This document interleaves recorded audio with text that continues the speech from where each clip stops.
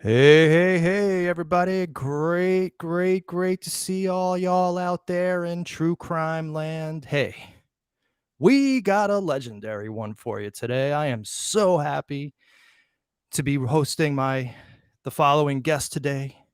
And of course, who is this guest? Well, we have the great Nikolas Schreck with us today. This man is the man, the myth, and the legend, a true iconoclast. And of course, we're very proud to have him on our airwaves today to talk about all sorts of fun stuff. In fact, I didn't realize it, but Nikolas Schreck is the true OG. He was the originator of the style that I later bit off of. Yes, I admit it, guys. I bit off of Nick Schreck. And what was that methodology that I took? Well, he was a person who realized that you can't rely on secondary and tertiary sources for your information. You have to go right to the people involved if you want to understand the true nature of, well, whatever you're talking about. But in this case, we're talking about true crime. And of course, today we're going to be talking about the Watson Kasabian murders, the Frykowski murder, if you will. And I for one, am so excited. And of course, he, through that process of going to the primary sources, speaking to the actual people involved, including Charlie Manson himself, he originated a real style and became the premier and world's foremost expert on, well, the Watson Kasabian murders. So anyhow, so we're very happy to do this. And Nick also pioneered, well, something that is very near and dear to my heart. He pioneered the notion that we need to get conspiranoid maniacs, as he brilliantly puts it. We need to get conspiracy theory out of true crime. And of course, that's near and dear to my heart. So we are super duper excited to bring the following gentleman on the airwaves for the first time. Because when it comes to Charles Manson, and when it comes to the Watson Kasabian murders, to quote Rudy Ray Moore, the Dolomite, Nick Schreck was through with it before you all knew what to do with it. So without further ado, may I present to you the one. Moet, I think you're going to want to get ready for this one. The only Nikolas Schreck. Yeah. Nick, Thank you, sir, for that. Thank you for that very kind and flattering introduction. I appreciate it. It's a pleasure to be here. Let the games begin. And actually, I am a big fan of Rudy Ray Moore, and I've actually met him and had the pleasure of having a conversation with him after one of his concerts. So I am very familiar with Rudy Ray Moore's work. So we should begin on that note. Yes, I am indeed. In fact, Rudy Ray Moore is an enigma to me because I just found out recently in the last couple of years, something that you probably knew all along, that Rudy Ray Moore, the hyper masculine pimp from, of course, the Dolomite movies, was actually a gay man. Did you know that? That I had heard that from people who worked with him. Yes, I heard. I mean, I never heard it confirmed, but it was a steady rumor, in the field of people who knew him. But I saw him perform at the Whiskey A Go Go and at Raji's, a club in Hollywood Boulevard, and yeah, he was an amazing performer. Yeah, so that's really probably was. not what people are expecting us to begin with. Rudy Ray Moore. Right. Also, I did a bit of research into his life. In my book, The Satanic Screen, I review his masterpiece, Petey Wheatstraw, the Devil's Son-in-Law. Wheatstraw, the Devil's Son-in-Law, which has actually one of the most epic intro scenes to any movie of any time. Yeah, and people, if you're not familiar with Petey Wheatstraw, you should definitely check that out. It's on YouTube. If we have achieved nothing else with this show, we've introduced Rudy Ray Moore to the millions. So that we've done our good deed for the day. Exactly. And not to go on too much of a tangent here, but you got me thinking about another person, because the beginning of Petey Wheatstraw, they have that fire and brimstone preacher while the mother's giving birth. And you know who that guy reminds me of? He reminds me of Bob Larson, who, of course, Yeah, another old friend. yeah, Bob Yes. Larson. You know, we if this goes well and you enjoy yourself and you agree to another interview at some point, we should do a Nikolas Schreck reacts to your Bob Larson interview, because of course Bob Larson is another one of these cats who people should be introduced to, because even though he's this evangelical preacher, he actually is quite entertaining to watch, and you probably Well, understand that. he isn't. I can tell you. I mean, he is entirely a showman, and you know, all we. I mean, it actually is not absolutely irrelevant to our subject tonight, because Maury Terry, in his way, was very much a part of the Satanic Panic, and Bob Larson was key in whipping up the Satanic Panic and you know, exploiting it for every penny that he could. So actually, you Right. know, Bob Larson and Maury Terry are of a piece, a part of this whole.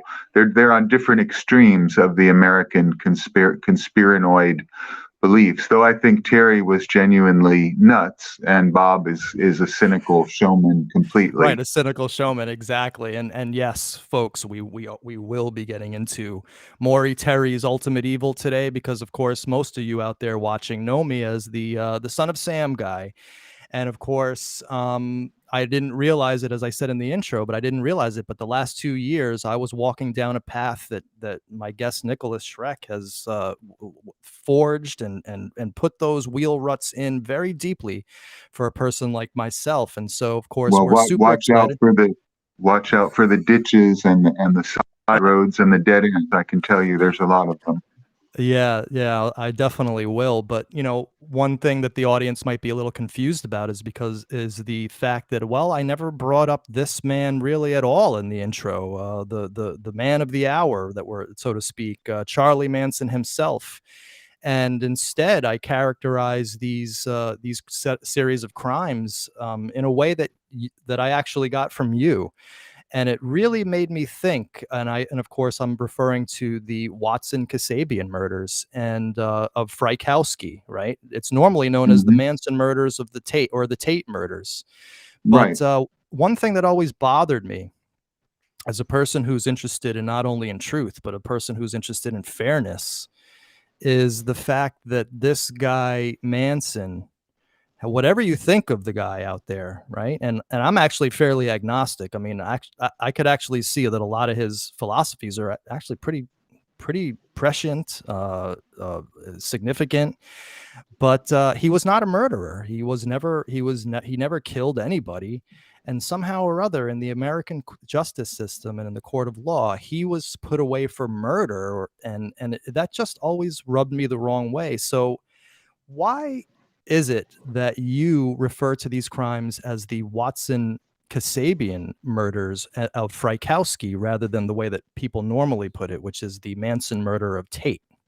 Right. Well, the irony of this case and the way that the media has covered it for half a century now and longer is that Charles Manson and Sharon Tate were the two figures most on the periphery, certainly of the Cielo Drive murder. Now, the LaBianca murder is extremely murky and mysterious, and that is actually far more of, although people are less sensationally interested in it, because a grocer and his wife are not as fascinating as a B movie actress. And like Edgar Allan Poe said, the death of a beautiful woman is probably the greatest theme in literature. So of course Right. it fascinates people more. But if we concentrate on the Cielo Drive slaughter, uh, the reason I refer to it as the Watson Kasabian murders, or the Frykowski murder, if you, depending on which spectrum you want to look at it, perpetrator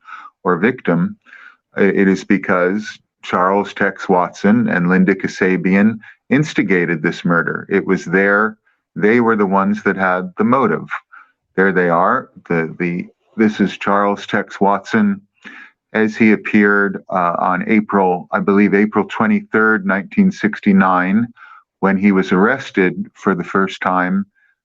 He took a huge amount of belladonna at the Spahn Ranch, Oh my and God. he was found climbing down a sidewalk in the valley, going beep beep beep, and totally hallucinating and out of his mind because he'd eaten this huge amount of belladonna, and Now, he hold on one believed second. Hold on, yeah, I'm sorry to interrupt you, but I don't know if you knew this, but I'm also a botanist, a professional landscaper. Now, belladonna, right, is that the same as datura?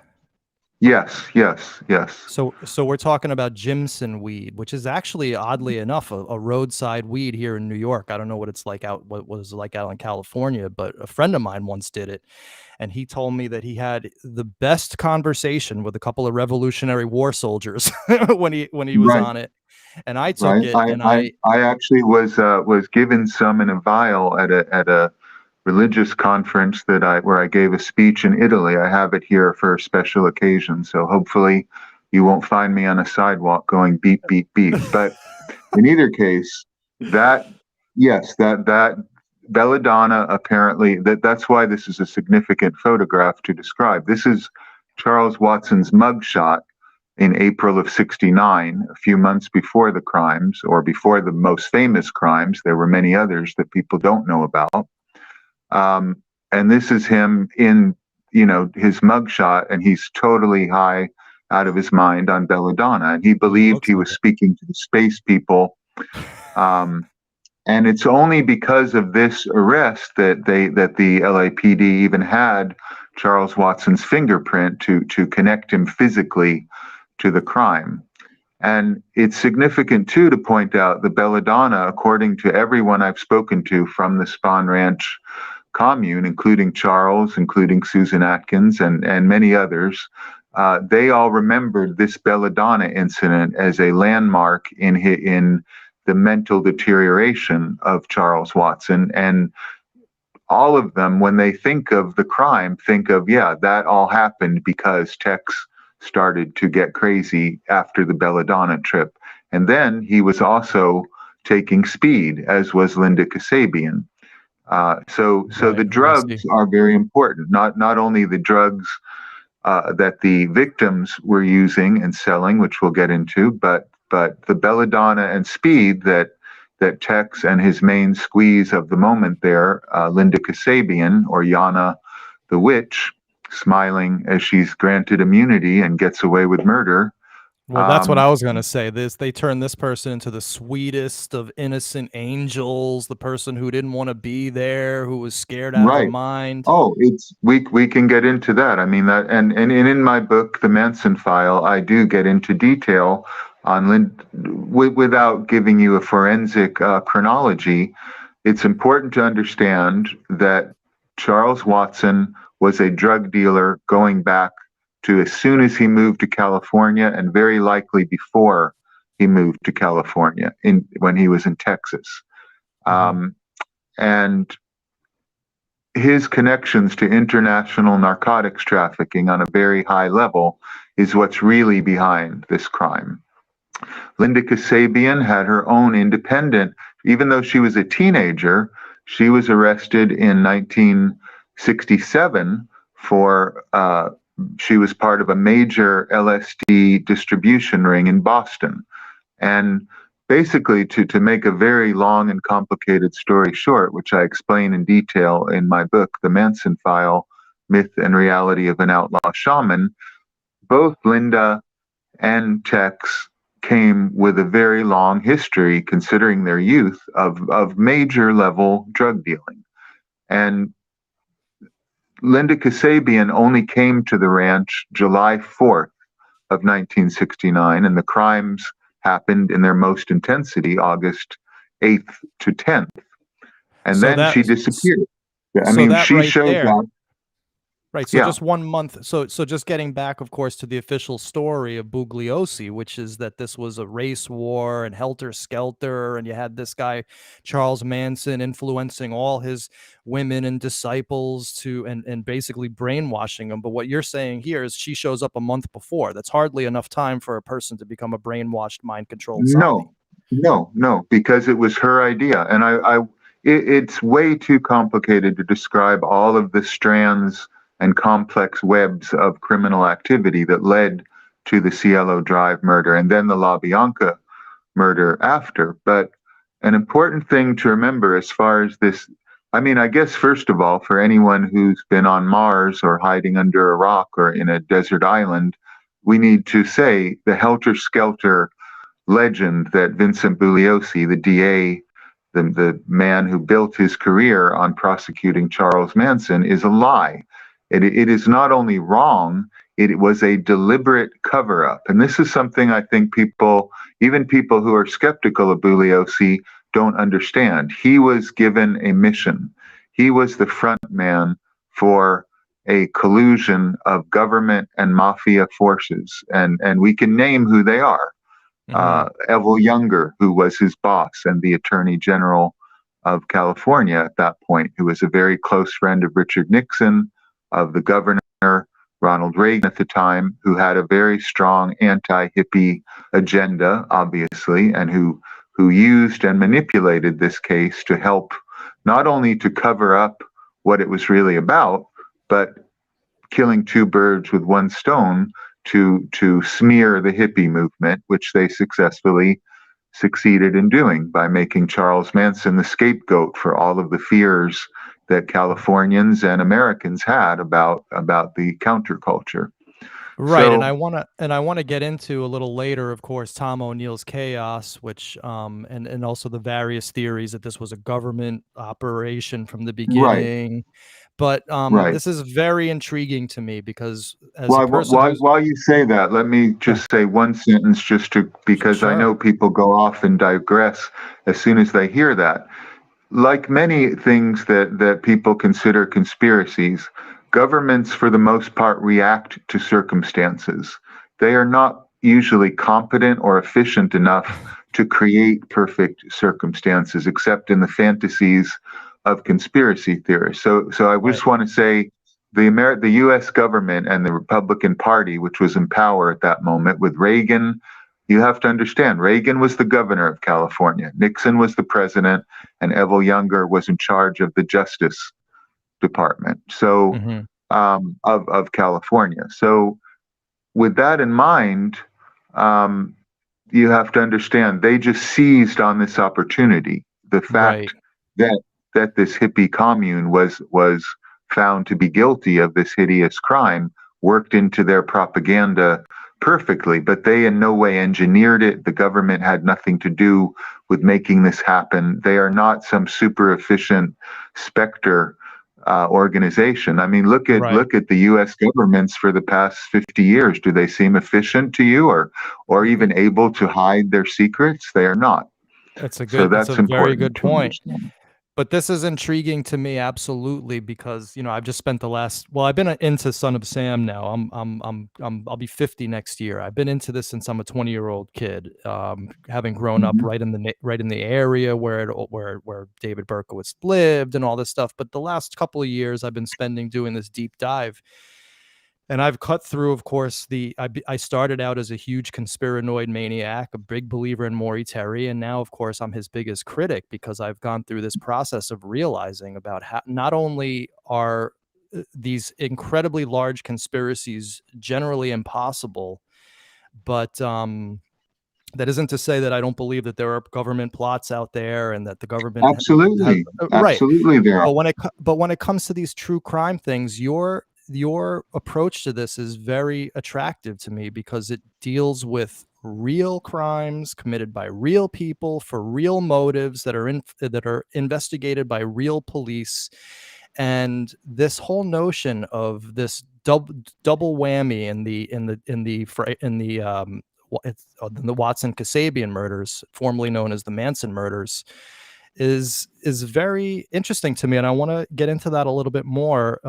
Just the whole thing about how the motives behind the murders were different from what we all thought, and also then, of course, the way that the powers that be came in, swooped in, and then essentially stage managed the public's reaction to it was brilliant because Manson wasn't even a hippie. This is a guy from the beatnik era, and Right. and that's another thing that isn't spoken much about. So let's get into the actual crimes themselves, the milieu in Hollywood that was going around, the relationships between these people, Right. and of course, Right. we'll do it in an abridged version because I know that this can take hours and hours. But Right. Well, I mean, it took me, as I've said, it took me 33 years to figure out 3 nights of what right, happened. It's so complicated. So we can only give an abridged version, and the Manson file covers it in extensive, exhaustive detail. But roughly, like maybe two of the most important things to begin with is you see the general masses, the public reacting in horror every time it's the Cielo Drive and La Bianca murderers are brought up for parole, and many of them have already been granted parole hmm by the board, but the governor refuses to let them out. And the idea that these geriatric people in their 70s are going to go out stabbing people again is extremely unlikely. But the greatest irony of that is Linda Kasabian, who instigated the crime and who even pushed Charles Watson to commit the crime. There she is a few years ago in 2017, right after Charles Manson died. The paparazzi happened to get a picture of her now as she is. Linda Kasabian is responsible for these crimes, along with Charles Tex Watson. So the public needs to understand how horrifically the justice system and the media failed them. The woman who instigated the crime has been free because she lied to the court, and her attorney, Gary Fleischman, who died recently, admitted this quite openly for years. I mean, some people have only become aware of that recently, but Gary Fleischman, who was Linda Kasabian's lawyer, people need to understand that the testimony that Linda Kasabian gave in court, which was this hearsay, was mostly what Charles Manson was convicted as the mastermind of these murders, was based on Linda Kasabian's story. Well, hmm what if people want to look into the mystery of this thing and how much they've been lied to? They need to understand that her own lawyer has admitted that when he spoke to her privately with the lawyer defendant confidentiality, what she told him happened had nothing to do with what she testified in court. And he hmm said that Bugliosi presented them he made his deal. You give me immunity and she will tell you in court whatever you want to hear. Bugliosi presented her with a script and said, "This is what happened. Go say this is what happened." She did, and she was freed. Um, so it's very important that people understand just what even people who hate me as a Manson apologist or because I was friends with Charles Manson, even these law and order types uh, who have that general attitude should be outraged that Linda Kasabian got away with murder. She planned this thing, she instigated it. And I want to point out, too, a very salient point is that Susan Atkins, who was one of the biggest fantasists and liars and exaggerators and created a huge amount of confusion with the tall tales and bizarre histrionic fibs and lies that she told. In court, when she was faced with the death sentence at the conviction stage, and I quote her in detail in my book, Susan Atkins said the truth at least once.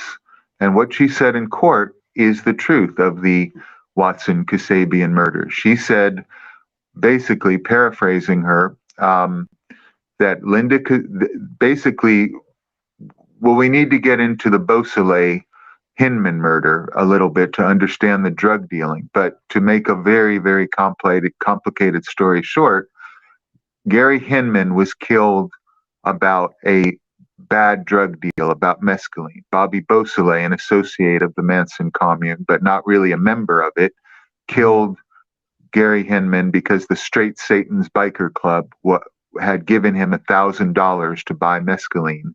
And the mescaline was in some way defective, and they were celebrating their 10th anniversary, the Straight Satans in Venice. and some of their wives, or mamas as they called them, got sick, and something was wrong with it. So they went back and said, "Get our money back." And Bobby Beausoleil ended up killing his friend and former roommate, Gary Hinman, in the process of that.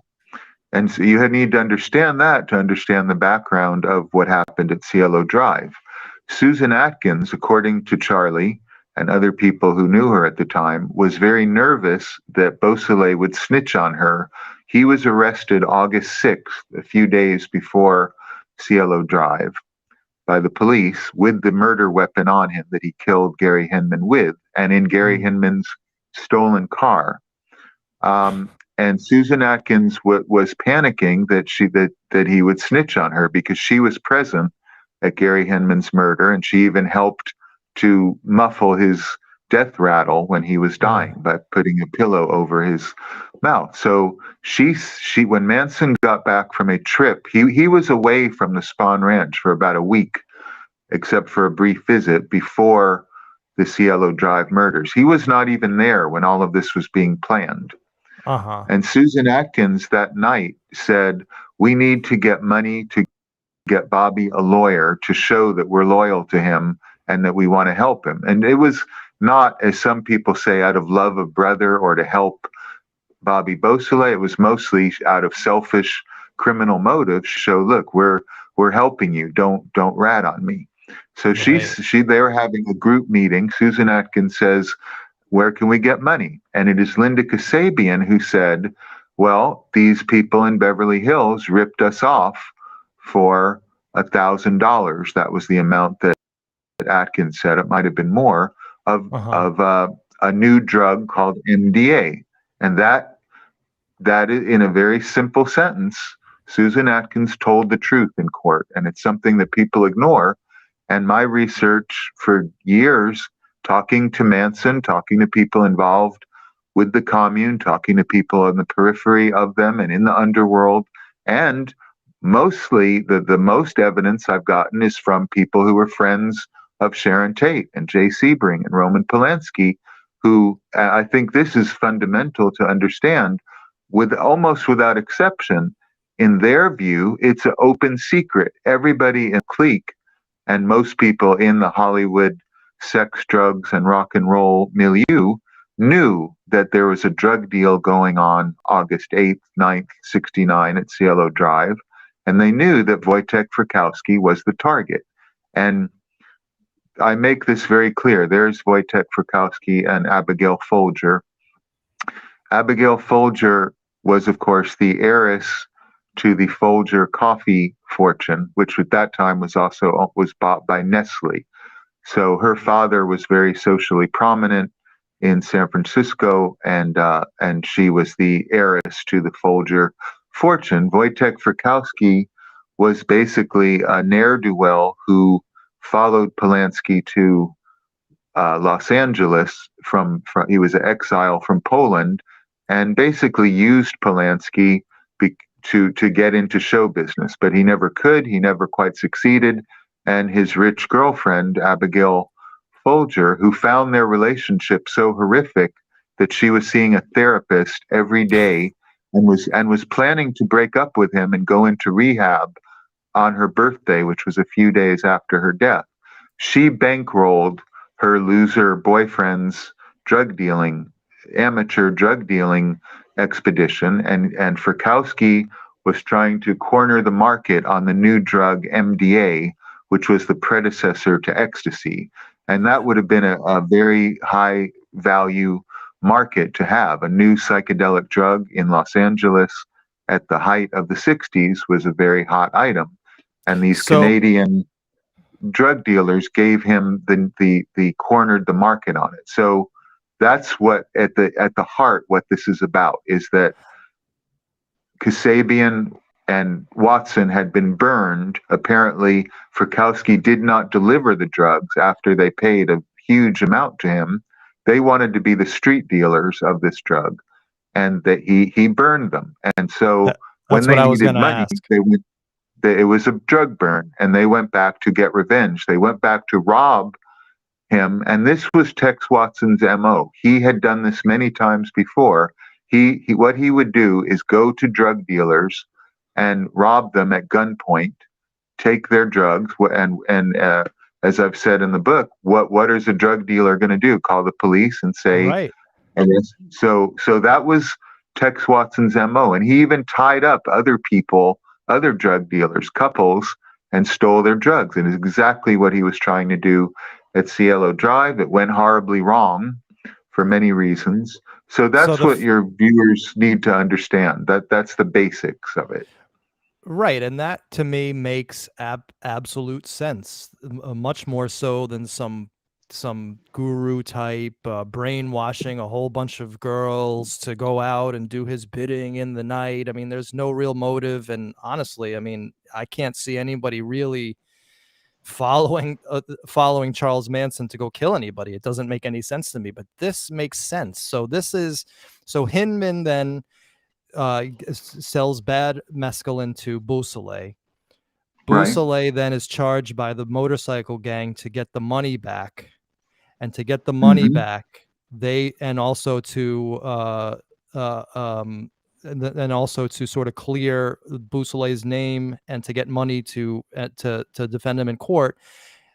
Watson and Kasabian then cook up this plan to rob and steal the drugs from this cat Frykowski. Right. And Sebring, also Jay Sebring, was basically Frykowski had moved into the Cielo Drive home of Roman Polanski and Sharon Tate Mm-hmm. On April Fool's Day of 1969. Sharon had gone to Italy to make a film, and Roman was in England working on another film. And their marriage, by the way, was deteriorating. It was not the idyllic, happy marriage that Quentin Tarantino presented in his very misleading whitewash love letter to Hollywood.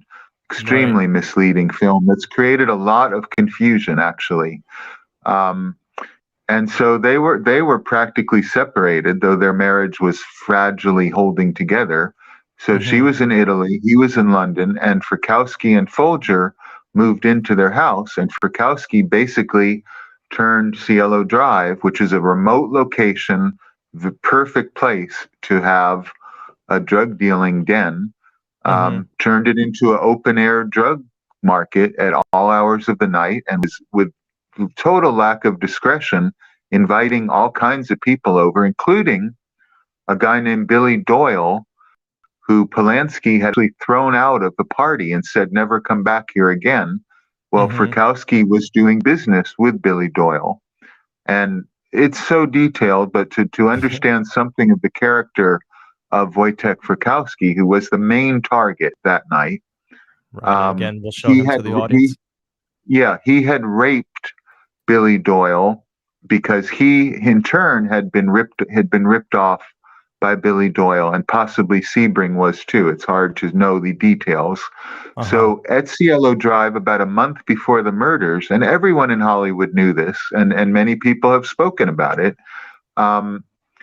Billy Doyle was raped, sodomized by Wojtek Frykowski in revenge for a drug burn, and then brought to Mama Cass's house and tied to a tree. Mama Cass of the Mamas and Papas was a very close friend of Charles Manson, Susan Atkins, and Frykowski, and Sharon Tate, and Sebring. Anyone who thinks, by the way, that these people did not know each other, and I have to stress this because I forget sometimes, I've been so immersed in it, people still think these were random killings of strangers. They were not. They absolutely, they had so many friends in common. And in my book, I describe from somebody who knew Sharon Tate, who had owned a hippie boutique, a moment where Sharon Tate was in her boutique. Charles Manson was a customer at this boutique. Roman Polanski was a customer. Jim Morrison went there to get his famous leather pants made. At one incident, a friend, the woman who owned this hippie boutique, was dating one of Tex Watson's best friends. Well, Sharon Tate was right in the store, and her friend said, I'm going to go to Spahn Ranch and visit Tex and see the girls. And Sharon Tate knew what that meant. So that's That's an eyewitness description of somebody who is saying, and she made this clear. It was not two different worlds. It was one world. And that's something your viewers, that's the biggest lie that almost everybody puts across, is that these were random killings Right. of strangers. Well, Right. They just yeah. went there to kill them because they wanted to start some weird race Race war. war, And which, right. I should make it clear, Charlie Manson and Tex had met Sharon Tate in April of '68. Dennis Wilson had introduced them. Dennis Wilson was a key figure in introducing Charlie and Tex, and Dennis Wilson of the Beach Boys knew Tex Watson very well too. That's something that is sort of brushed over.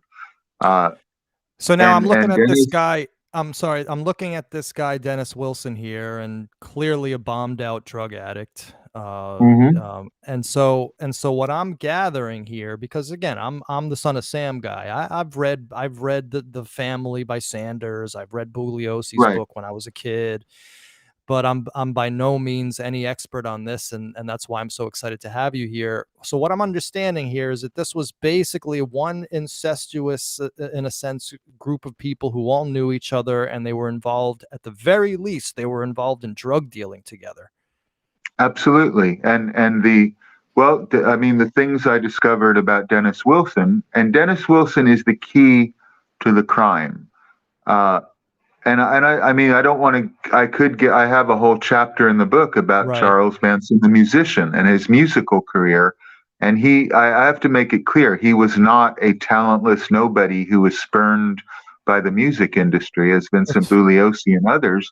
On the contrary, 3 months after he gets out of jail, through a friend of his, Philip Kaufman, who I also believe was far more involved in all this than we will probably ever know, um, introduced him to Gary Stromberg, a producer at Uni Records, and Charlie was doing a demo tape and being paid to do so at Gold Star Studios, the best studio in Hollywood at that time, Mhm. and it was enthusiastically received.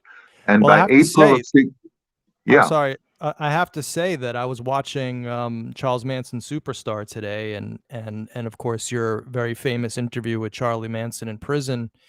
And not only is he obviously a compelling figure, you can't keep your eyes off of him. Just the way he moves almost is very mesmerizing. But you played his songs in the background, and this was the first time that I had ever really listened to them. Well, I had heard them. I heard like a few little snippets here and there, but I was actually listening today for the first time. And I'm also a musician, as you are. I agree. This guy was actually had a lot of talent and a very good way with words. His lyrics were amazing. So, it, hmm just the whole notion of him being involved in the music with music people, Dennis Wilson.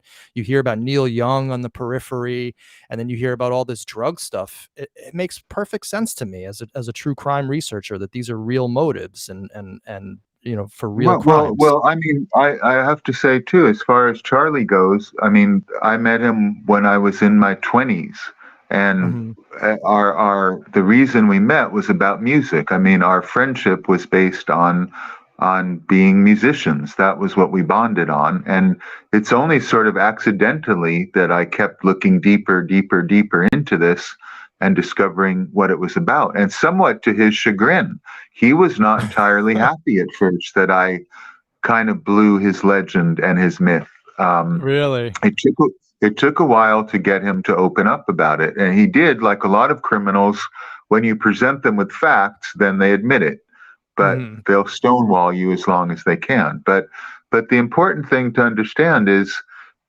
a lot of what happened had to do with Dennis Wilson introducing. First of all, do people realize Dennis Wilson and the Beach Boys is who introduced Charles Watson to Charles Manson?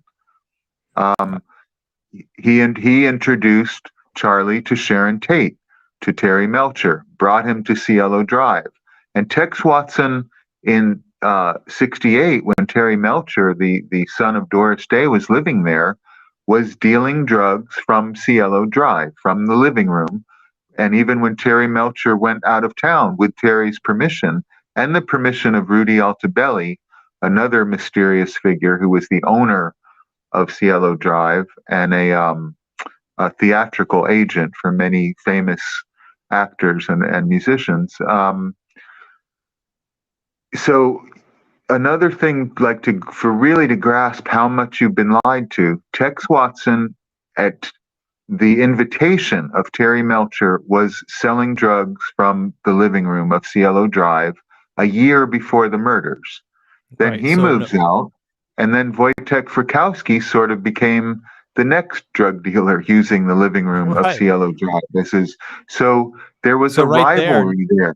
right, and There was so a right rivalry. there, right, and right there, no duh. That's how this guy Tex Watson knew what was going on in this house, so it wasn't random. And also, as you say, he had a history of robbing drug dealers. So of course he's going to go Right, back to that house. He's familiar with the right, layout. He knows what room is there. He right. knows what Frykowski's doing.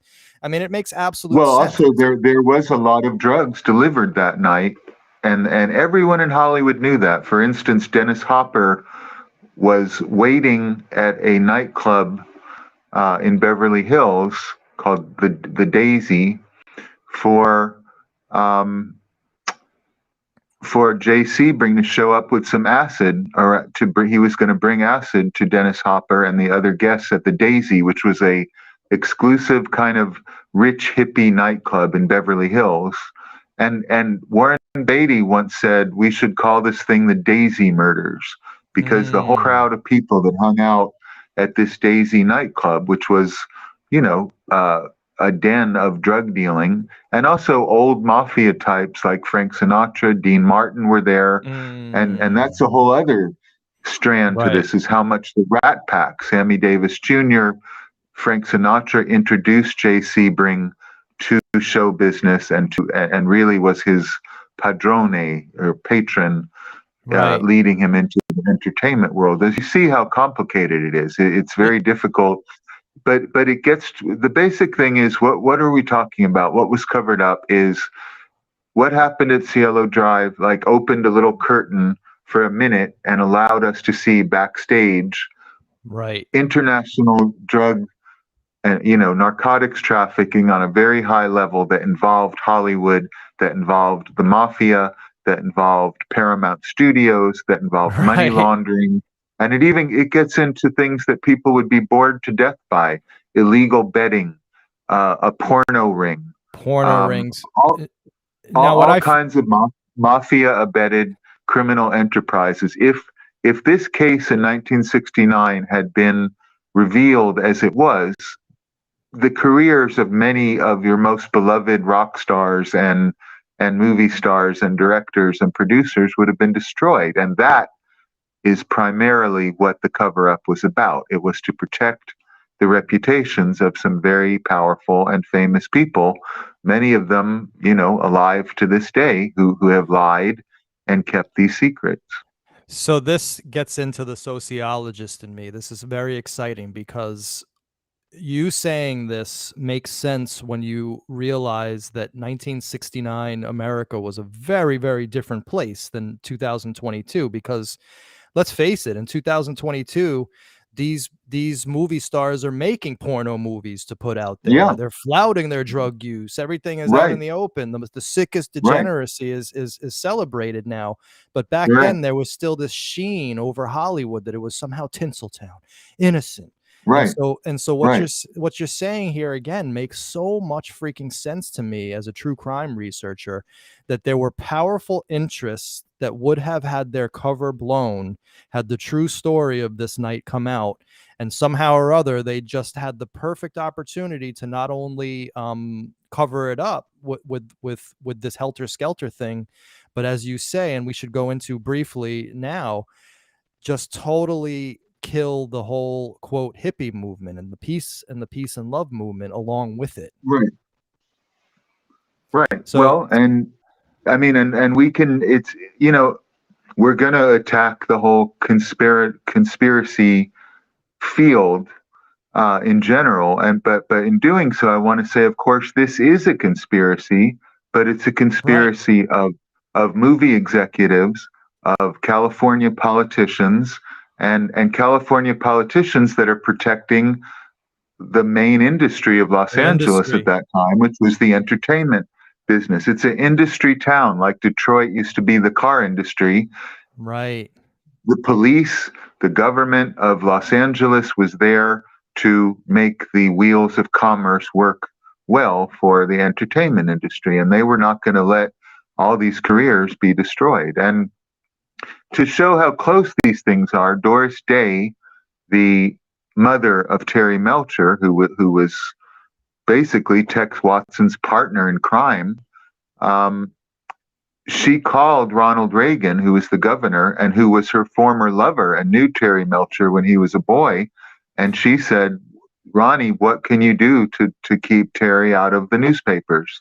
And the apocryphal story, although this is a very important figure, is he said, I believe Sidney is already doing that. And well, who did he mean? Sidney Korshak, who was one of the most powerful Chicago mafia fixers. He was the East Coast mob's man in Hollywood, and Sidney Korshak Wow. was a lawyer. And Sidney Korshak is a figure that I cover a great deal in the book. He was the eminence gris behind the cover up. He met with Polanski and Bob Evans at Paramount Studios the day after the murders and thought about damage control. That was Sidney Wow. Korshak's job. He could make a phone call and make your career or destroy your career, and he did that many times. And the Cielo Drive thing was just one of many. Right. So those are important things to know too. So this is super interesting to me because we're talking now about this sort of intergenerational cover-up. You had these networks that were formed from the Hollywood of the 40s, 50, of the 40s and 50s, and figures like Ronald Reagan, Frank Sinatra, all these guys that you're talking about. And then they're coming in to protect the reputations of their kids, essentially, in the late, by the time the late That's a 60s. very, very important point. Charlie, interestingly, all of the celebrities, the new, what was then called New Hollywood, like the new hip Hollywood, Jane Fonda, Terry Melcher, um, the Sinatra daughters, Nancy and Tina, Dina Martin, the daughter of Dean Martin, Mia Farrow was the daughter of Maureen O'Hara, who played Jane in the old Tarzan movies, and her father was John Farrow, a famous film director. Candice Bergen, who was Terry Melcher's girlfriend and who met Watson and Charlie many times, she was the daughter of Edward Bergen, who people of a certain generation, he was like a comedy legend for Charlie McCarthy, this ventriloquist dummy. So uh, Charlie knew Dee Dee Lansbury when she was 13. She was a part of the Manson commune Right. with the permission of the late Angela Lansbury, who recently passed away. Angela Lansbury gave Charlie a letter in case the cops ever stopped him, saying, "Trusting my daughter to the ministry of Mr. Manson." So Right. And it's a and very good point you make that Charlie knew the children of Hollywood aristocracy. And when these crimes happened, the parent, I mean, we have to look at the human angle here. There's right. no secret societies, there's no CIA. It's parents saying, look at our children got messed up into this thing and we need to help cover it up for them. And that includes Dean Martin was a cocaine client of J. Sebring and Charles Manson.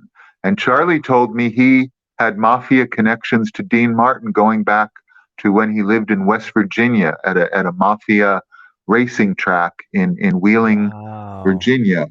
Um, so a lot of what happened is old Hollywood, old square Sinatra Hollywood, exactly as you say, using the mafia clout and government clout that they had to cover up the sins of their children. And same thing with Abigail Folger. Her Right. father, Peter Folger was immensely wealthy. He knew what was happening with his daughter, with Frykowski, who I learned he hated. He hated this deadbeat that his daughter was dating and living with. And he spent a lot of money and time and energy to cover up what happened. So you had many different powerful factions Robert Evans at Paramount Studios, Sidney Korshak, one of the most powerful mafia fixers in American history, President Nixon. I mean, people don't realize how far this went up. Nixon, as many people may know, and he was a lawyer and he did this deliberately.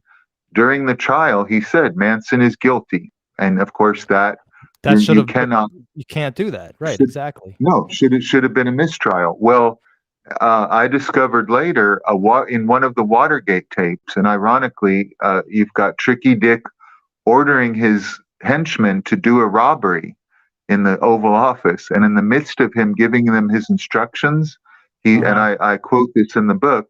And I found the Watergate tape where he says this.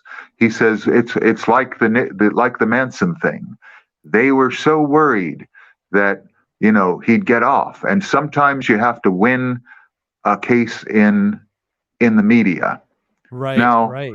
why is the president of the United States even thinking about Charles Manson? And who is they that obviously asked him, can you intervene? Well, look where he was this from, is how deep. California. Right. And he too is a friend of the movie industry and protecting the entertainment industry. So those are, there are a billion other things that are salient to this all, but those are some major points. This is amazing, and I wanna sort of segue into our other topics, because I have a feeling that I could talk about this for all night. Mm-hmm. But you do have plenty of other places online where you go into for hours every little connection that is made. Before we get into where people can find those videos, because I want to move on to talk about things that you I don't think have ever spoken about on online. John Catalano, who's a good friend of mine and an excellent research partner in my Son of Sam series, so he gets a special favoritism today. Manny, can you ask Nikolas if he knows anything about a Reeve Whitson in relation to the Manson case? And John, it's the Kasabian Watson case, not the Manson case. We got to get our terminology correct. So Reeve Whitson, I have no idea who this cat is, but if you can answer this question, that'd be great. Right. Well, Reeve Whitson, all I ever knew about him previously was that Vincent Bugliosi and Reeve Whitson are mentioned in documents going back years ago as having persuaded Paul Tate, and Paul Tate was working with them. Paul Tate, Lieutenant Colonel Paul Tate, for those who don't know, was Sharon Tate's father.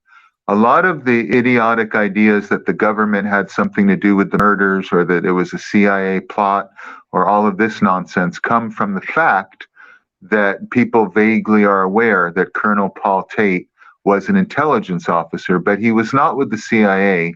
He was with the Defense Intelligence Agency. That is the Army's intelligence agency, and he was concerned with military counterintelligence. He was stationed in Europe.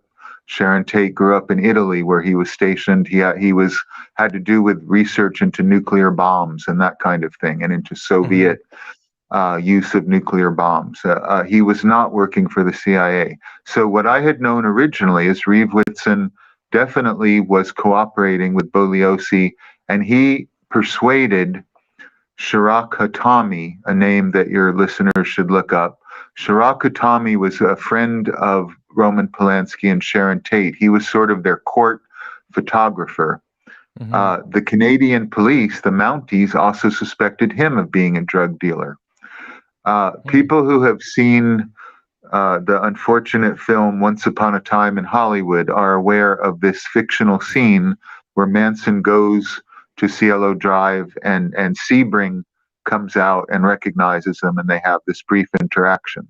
Well, in the court hearing, Bugliosi, Reeve Whitson, and Colonel Paul Tate had convinced this Iranian refugee exile, Schreck Hatami, who was a famous photographer, to say in court that yes, he kind of beat around the bush, but indicated that Manson had come to Cielo Drive in March of '69 looking for Terry Melcher. That never happened. Charlie knew Terry Melcher and was working on recording an album with him and Mentzer at that time. And he knew that he had moved to Doris Day's house. In fact, Lynette Fromm and him had even visited Melcher at that time. So Reeve Whitson, all I knew at that time was that he was instrumental in persuading Hatami to tell this lie. Uh, Mm, with my erstwhile friend Tom O'Neill claims that Reeve Whitson was at Cielo Drive before the cops got there and somehow knew that the murders were going to happen and had called Schreck Hatami before the police had even known and told them about the murders. I have no idea if that's true. right. Uh, it could be true, and I don't. Now, there is a lot of controversy whether Reeve Whitson was a con man, one of many type of people in Hollywood who pretend to have intelligence Right. connections, and there is a certain amount of substantial proof that he well could have been a CIA agent, but it would only be speculation for me to say that. That's all I know about him, and Right. I really don't like to speculate about things I haven't spoken to someone first hand about, And and I that's so that and that's why I have so much respect for you and your research, because it really is the antithesis of what I call the circle jerk, which so many true crime researchers get into, especially on these big cases where they just read a book and then they just circle jerk it back to each other. See, on page 278 of this book, right, it says this, and right, you got to speak to the principles involved. And I'm glad you brought up Tom O'Neill, but because I want to segue into his book in a minute. But before we do, hmm we have the great Ruby with us in our chat. Ruby is my one of my most trusted research partners, and she's also one of my great mods over here. And she will link to just tell the audience if they want to know more about your in my opinion, the foremost and premier explanation into the Frykowski Watson Kasabian murders. Where can people go online to hear that in more detail? And then we'll segue into chaos. Well, I mean, first of all, they should get this book, The Manson File, which you can get at equid.com. Look up The Manson File at equid.com, and everything is in here. I Okay, mean, not perfect. everything, because in fact, I learn more information literally 2 times a week. And I have last week Right. learned things that would shock people even more. And that will go into various documentaries that are in the process of being made. But if you look on the Nikolas Schreck channel on YouTube, you will find a gamut of interviews that I have done going into detail about all these things. So we don't. One of the few good things about the internet is it's all there, so we don't have to be redundant. So there Exactly. are several. So if you look in on my YouTube channel, there are dozens of interviews in which I cover it going back years. So that will give them a much clearer idea. Though I think I've given you a sketch of how I complicated this is, but also how simple it is. It's about exactly. drug dealing. It's about crime. It's about criminals. It's not about a cult. There's no brainwashing. There's no secret societies. There's no the CIA involvement that there was entirely on the side of Polanski, Frykowski, because it was in the midst of the Cold War, and I have a whole chapter in my book about this. People forget the Cold War was raging in 1969, and you had all these Polish exiles from an enemy nation, a Soviet bloc nation, and the CIA kept their eye on these people, and they recruited them to do sort of cultural espionage. So Wojtek Frykowski has certain shady connections to CIA people, like Jerzy Kosinski, a famous Polish author who we know was a CIA asset. But there's Right. nothing sinister and frightening about that. The CIA is an intelligence agency. During the Cold War, they were keeping an eye on exiles from communist nations. There's nothing Right. so frightening about that. It's pragmatic. That's that governments have intelligence agencies. It's not like the entire CIA it was dedicated to To Manson. mind Right. control. Yeah, Right. or I mean, Manson. yeah, and listen, one of the things I used to be like that. I freely admit to the world that I was once what you brilliantly coined the term conspiranoid maniac. I was a conspiratard, Mhm. and it was only through my firsthand work on Son of Sam that I have come to realize that the world just doesn't work that way. That isn't to say there isn't government plots, that the Right. CIA I, hasn't done I, we I, right. I think that's very important. There are conspiracies, but they don't work the way that these people fantasize that they work. They're limited. They can only work for a short time. There are not decades. I mean, Right. sure, there are governments and powerful people will cover up their misdeeds if they can. Of course they will, but it But in doesn't work the way they think it does. Right, and in cases like this, and in cases like Son of Sam, somebody by now would have talked. So that's another thing Well, that pe- that I ha right, yeah, right, yeah. exactly. So Nick, we are doing great here, and I want to do something a little Well, what different. did Ruby want to know? Did you, with that very conspiratorial name, Ruby? We have to. What? Where's Ruby? What did Ruby have a question? Well, Ruby was putting up all your links, and I was just putting that out for the Oh, crowd. okay, So okay, yeah, that brings us in. So we have two more topics that I want to get into. I want to get into your critique of what I consider the two prevailing theories on Manson that are I don't want to say competing with yours because it really isn't like that, but there are public the public knows about this book right here, Chaos, and right, right. to a lesser extent, the Manson community, I'm sure, knows about an author named Miles Mathis with his theory that Unfortunately, the whole yeah, thing was fake. yeah, So I want to yeah. get into your critique of Chaos again briefly. We don't have to go into this Mhm. forever, Right, and then your right. critique of some of Mathis's theories, and then the pièce de résistance. I want to talk about the hack, the Yeah. liar, the No, bullier, and the abuser, Maury we'll Terrorize. save him for last. I've got my knives ready. We definitely will. So, So I talk will to me about this book. definitely. Okay, Chaos, which is well titled. Um, First of all, if you're really interested in my critique of it, on the 50th anniversary of the crimes, the show Midnight Writer, Writer, did a very extensive interview with me, which you can find on the Nikolas Schreck channel YouTube. If you look up 50th anniversary Tate LaBianca debunking CIA, some title like that, you will Yeah, Ruby find I will link did a it. very long critique of the book shortly after it came out. Now, briefly, I knew Tom O'Neill. He came to me and my ex-wife Zena in 1999 in Los Angeles. We met him at El Coyote restaurant where Sharon Tate and J. Sebring and Folger and Frykowski went shortly before they were killed. Um, and we met him there, and he had been assigned to do a magazine article about what celebrities did Charlie Manson know. And it was for a movie magazine, Premiere magazine, one of these entertainment monthly magazines that were in the 90s quite popular. And he was like a celebrity profiler. So he came to us and we got along fine. We became friends and we gave him a lot of information about the celebrities that were involved with this. For instance, our first conversation was about Steve McQueen and how Steve McQueen had helped, who was one of Jay Sebring's best friends and who had a menage a trois relationship with Sebring and Sharon Tate, who was his Mhm. former girlfriend.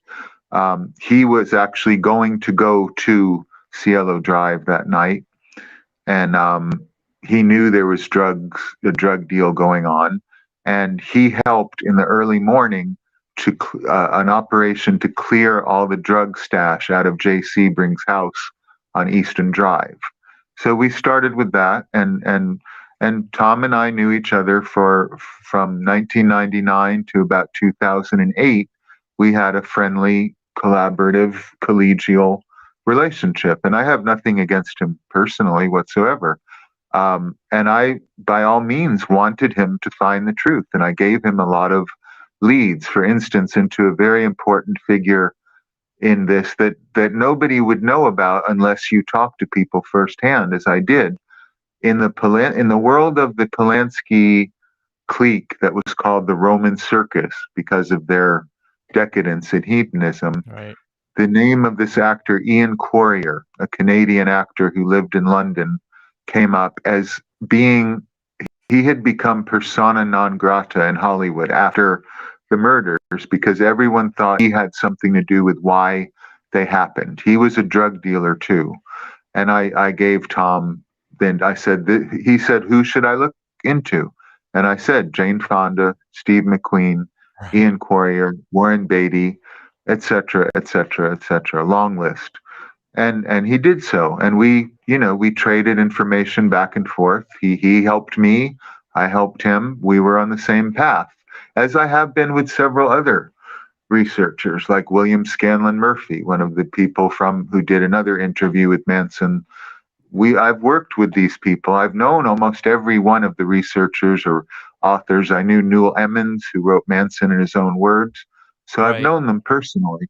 At some point, Tom went off into the CIA direction, and we had a kind of falling out, and we actually had an argument about several things, but that was one of them. Is his he was starting to be adamant that Manson was not ever really defining how and in what way some sort of CIA mind control experiment that went wrong or went right. And I knew, and I've said this before, but it's a fitting phrase.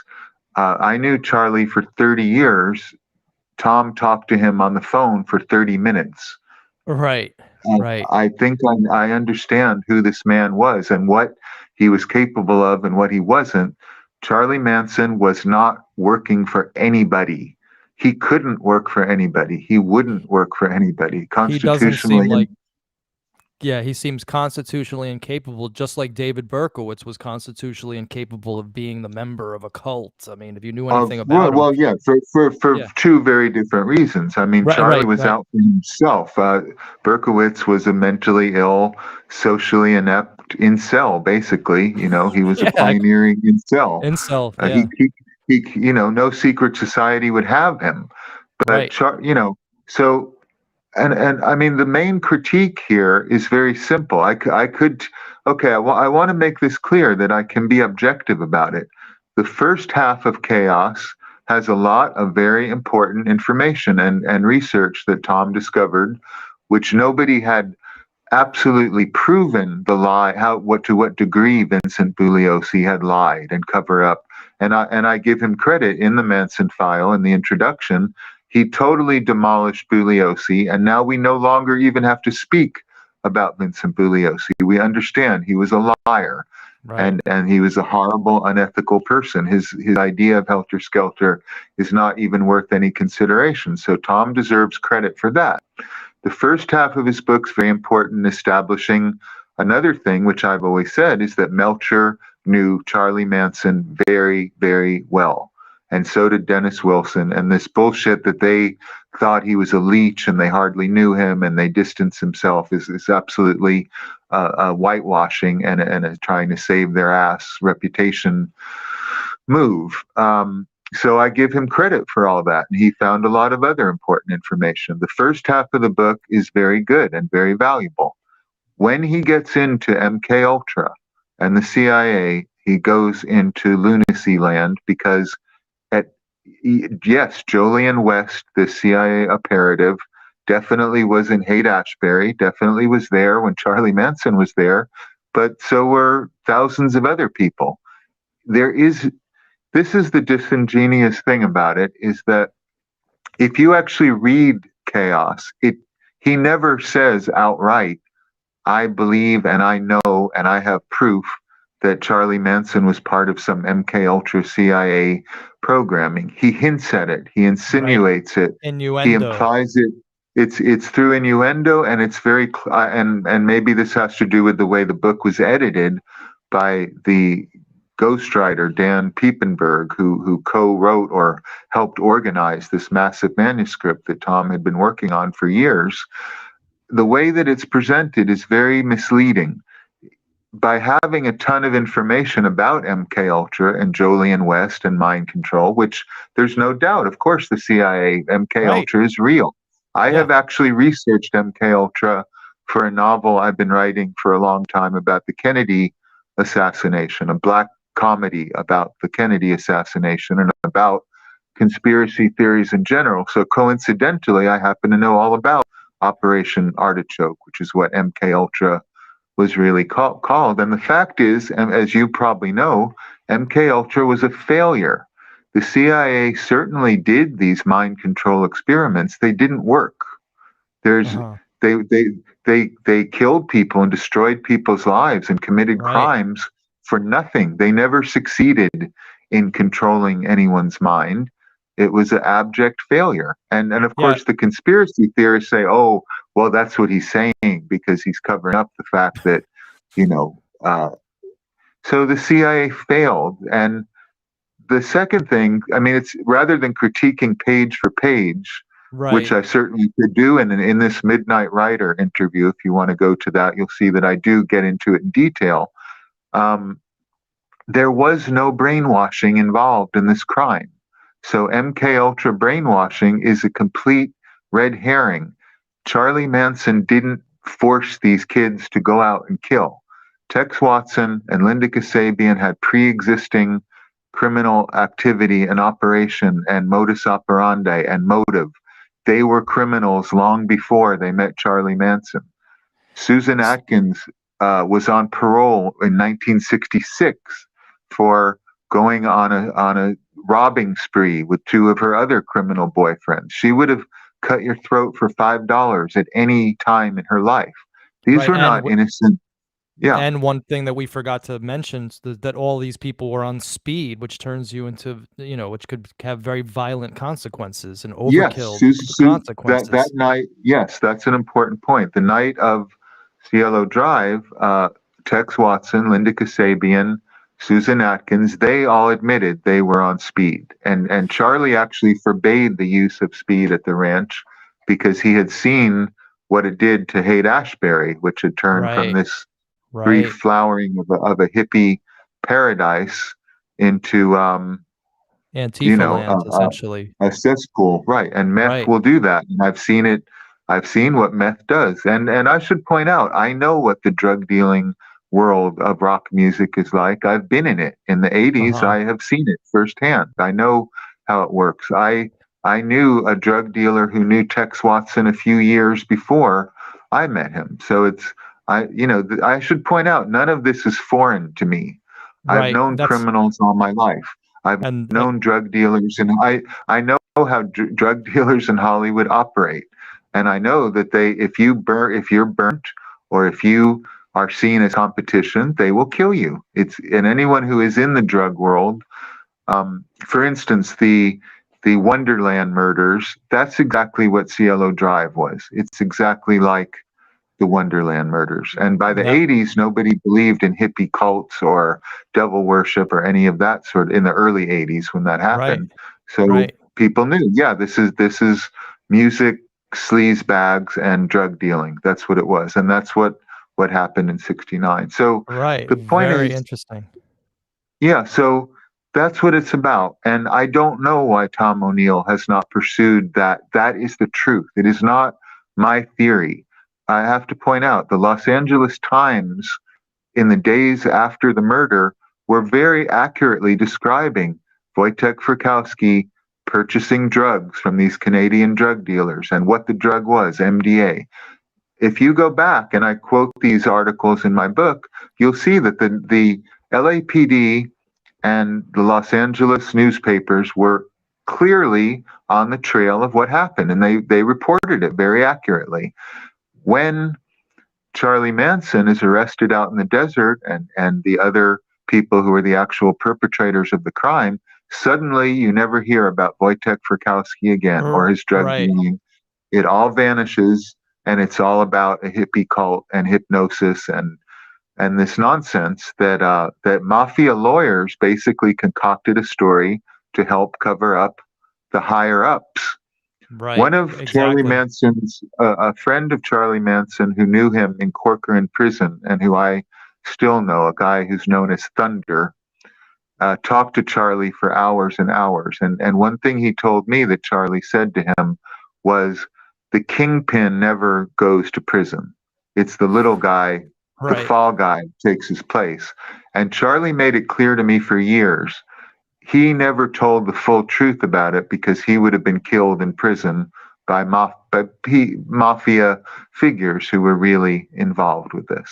Right. Still So covering up the sins of the children of the old guard, as we talked about e- before. exactly. So But the point is, the idea. I want to be as concise as possible here. Tom, the idea, the theory that people have adopted from hearing interviews with Tom O'Neill, not from reading his book, I don't think, but from right. hearing the, and Joe Rogan, great journalist of all time, who credulously believes any nonsense that anyone tells him and never asks any probing or difficult questions. That seems to be what has popularized this. Manson was a MK Ultra stooge. MK Don't you think Ultras. that's yeah? Yeah, and so That because you were saying something that I don't think that I think we went on a little bit of a tangent, but you had mentioned that the second half of his book was just filled with innuendo about MK Ultra, and that of right, course, if you read it enough as a reader, and the same thing happens with readers of the Ultimate Evil, filled with innuendos, unnamed sources, right, conjecture, but it just starts to become true to the reader after a while, and right. that's Yeah. yeah, If someone isn't trained in critical thinking, and here we have to get to the heart of what is the problem. It's not people lack an education in critical thinking of how to know. Don't just assume. I mean, don't even read my book and assume, yes, it's all true. You should know, what do I have an agenda? Of course I do. Every author has an agenda. I believe as close as possible, I'm trying to be objective and tell the truth of what I've discovered. But nobody who opens their mouth doesn't have a perspective. And right, of you have course. to have the intelligence to say, all right, well, where's this person coming from? Um, just now, Tom O'Neill should have written two books. He could have written a very good book about Sidney Gottlieb and Jolien West and the fact that the MK Ultra thing was far more horrific than people even knew. That's great, but it has nothing to do with Charles Manson or the murders Right. that happened in Cielo Drive. And he doesn't. I would love. I mean, I'm begging, please, somebody out there, explain it to me.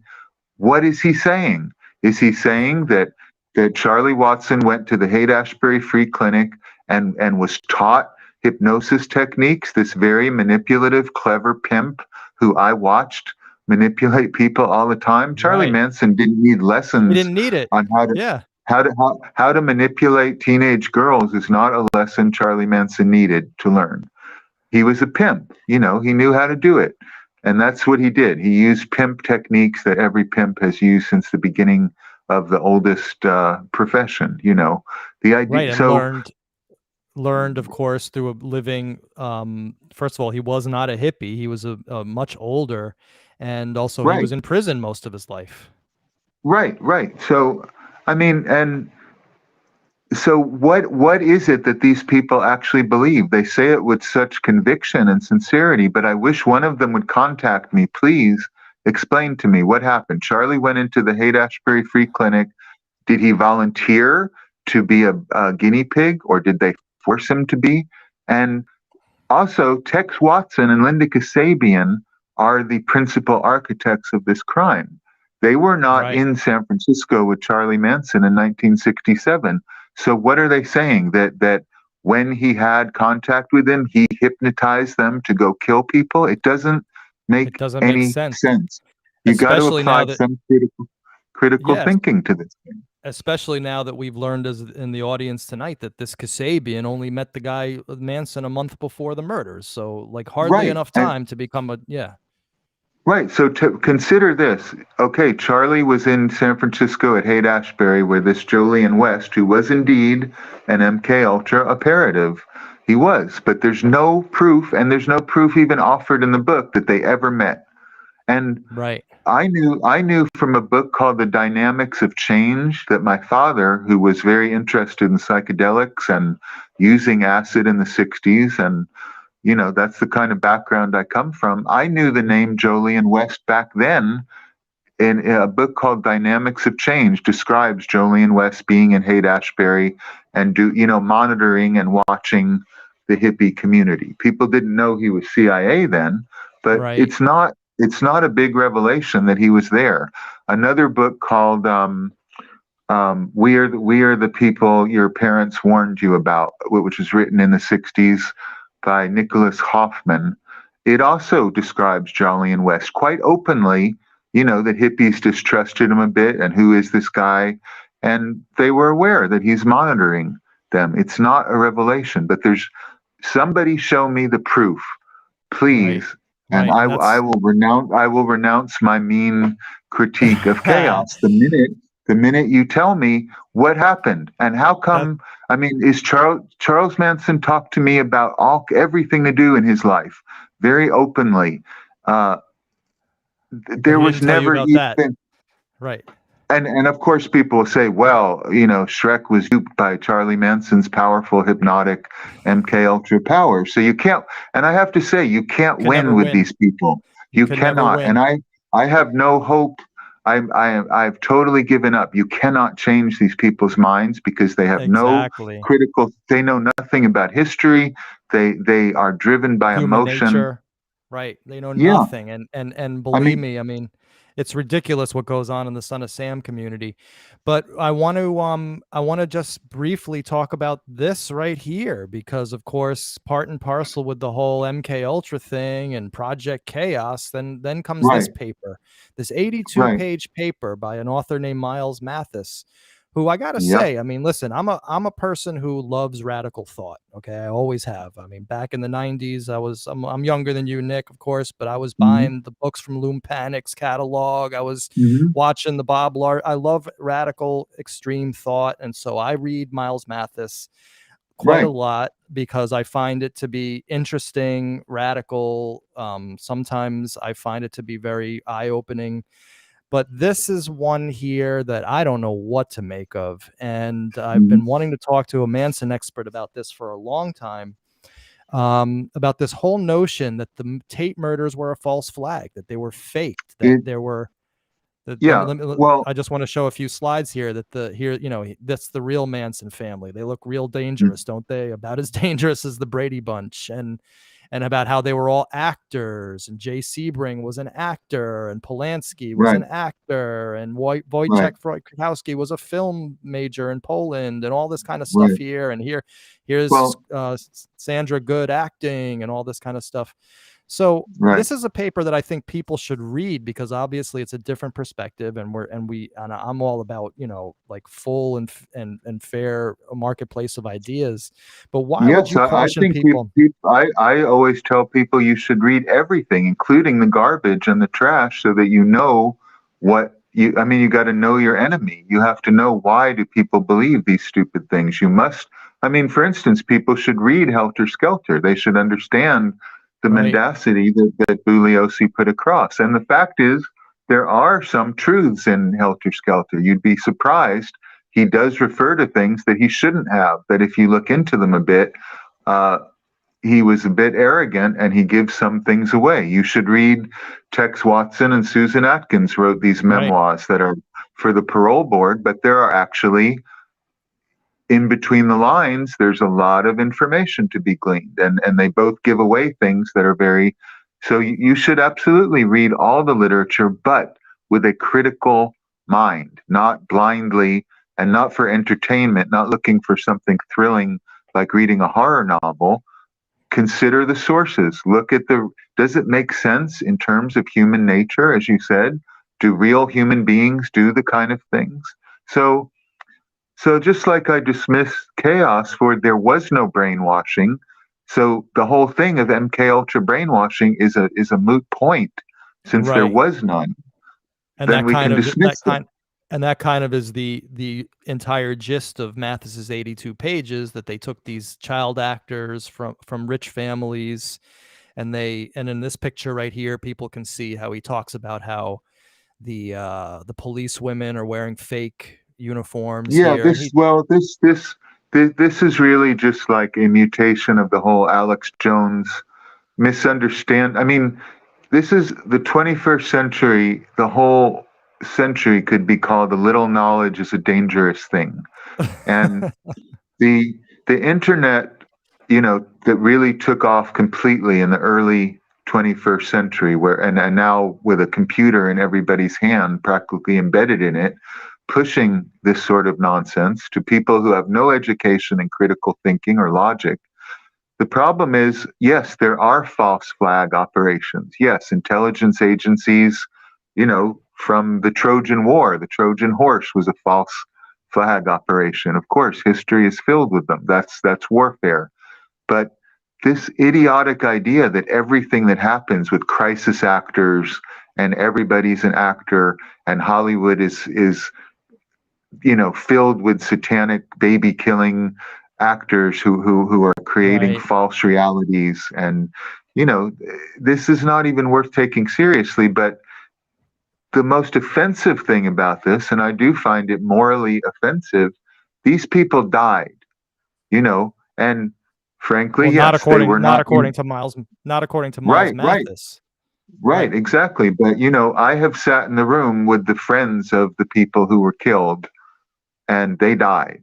Right. Everybody I met, from Charles Manson to Gene Gutowski to all the people around the Manson commune and all the people in the Polanski clique, were not lying to me. There is no conspiracy as huge as that really they didn't happen. Um, and it is, I don't know why Tom O'Neill pushes this idea. I don't know if he believes that CIA mind control is why these crimes happened, or if he's just riding the wave of a Wave. popular notion. I don't know. I actually wish I knew. But Speaking this of idea that these people didn't die is offensive. It is deeply offensive to, and I consider what I'm trying to do. I know the victims' lives. I know what kind of criminal activities. I know who the criminal associates of Jay Sebring and Wojtek Frykowski were. right. They died because they were criminals who got. I mean, Charlie himself said this. In the underworld, crooks are always killing crooks. That's what happened. That's what he told me, and that's what he said a billion times to different people. But people ignore that and listen to his more flamboyant rhetoric, and they cherry pick and they ignore. But isn't it deeply offensive? These people died, and a lot of fear and a lot of pain and a lot of suffering has been caused by their deaths and by the cover up of their deaths.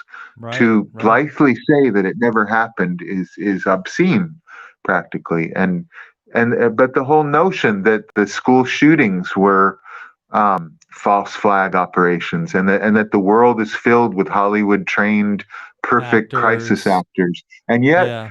they're perfect, and yet they wear the wrong uniform, and some idiot And sitting we in can their tell on basement, yeah, right? could But figure it all out.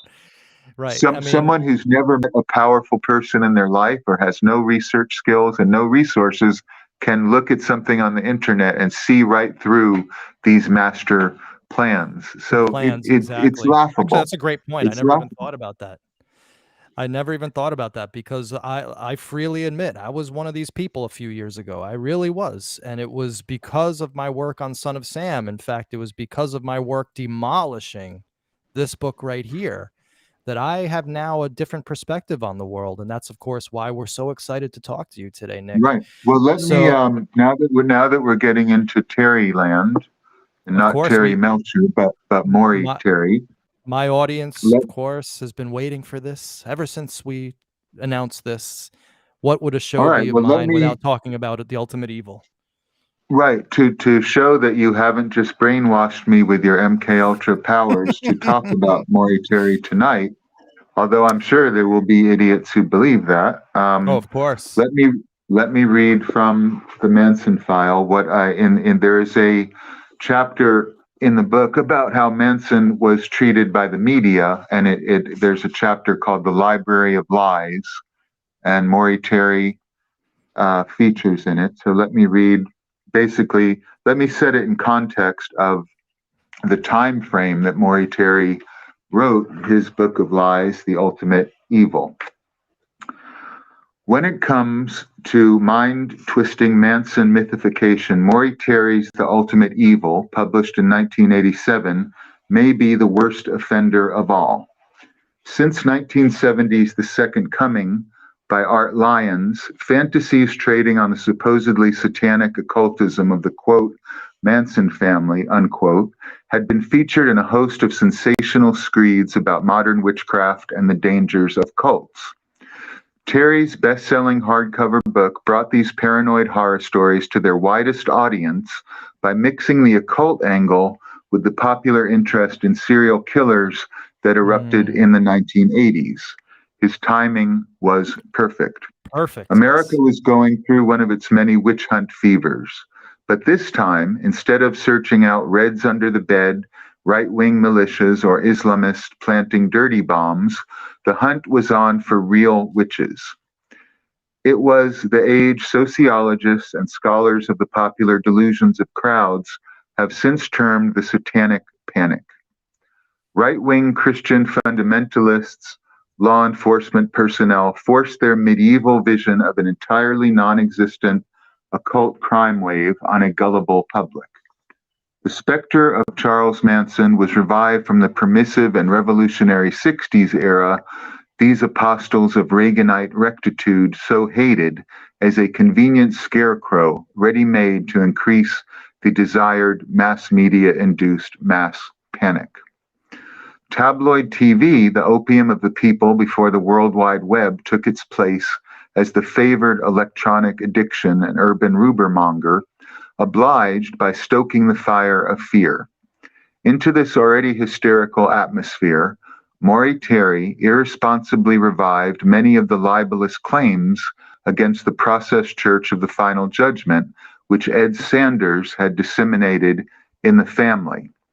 Now that the litigious process were defunct, Terry felt free to add his own far-fetched fantasies about their supposed dire occult influence on Manson to Sanders' lurid scenario of secret snuff sects. But Terry's ridiculous notion of Manson as the diabolical agent of a worldwide satanic conspiracy, a cabal also supposedly responsible for the Son of Sam serial killings, makes Sanders look reasonable by comparison. Every page reveals Terry's complete ignorance of the occult tradition of which he claims to have inside knowledge. In The Ultimate Evil, Terry takes the already overblown Manson myth and brings it into the same zany X-File conspiratorial fantasy universe in which the Illuminati, the Black Sun, and the Elders of Zion plot world domination from Area 54.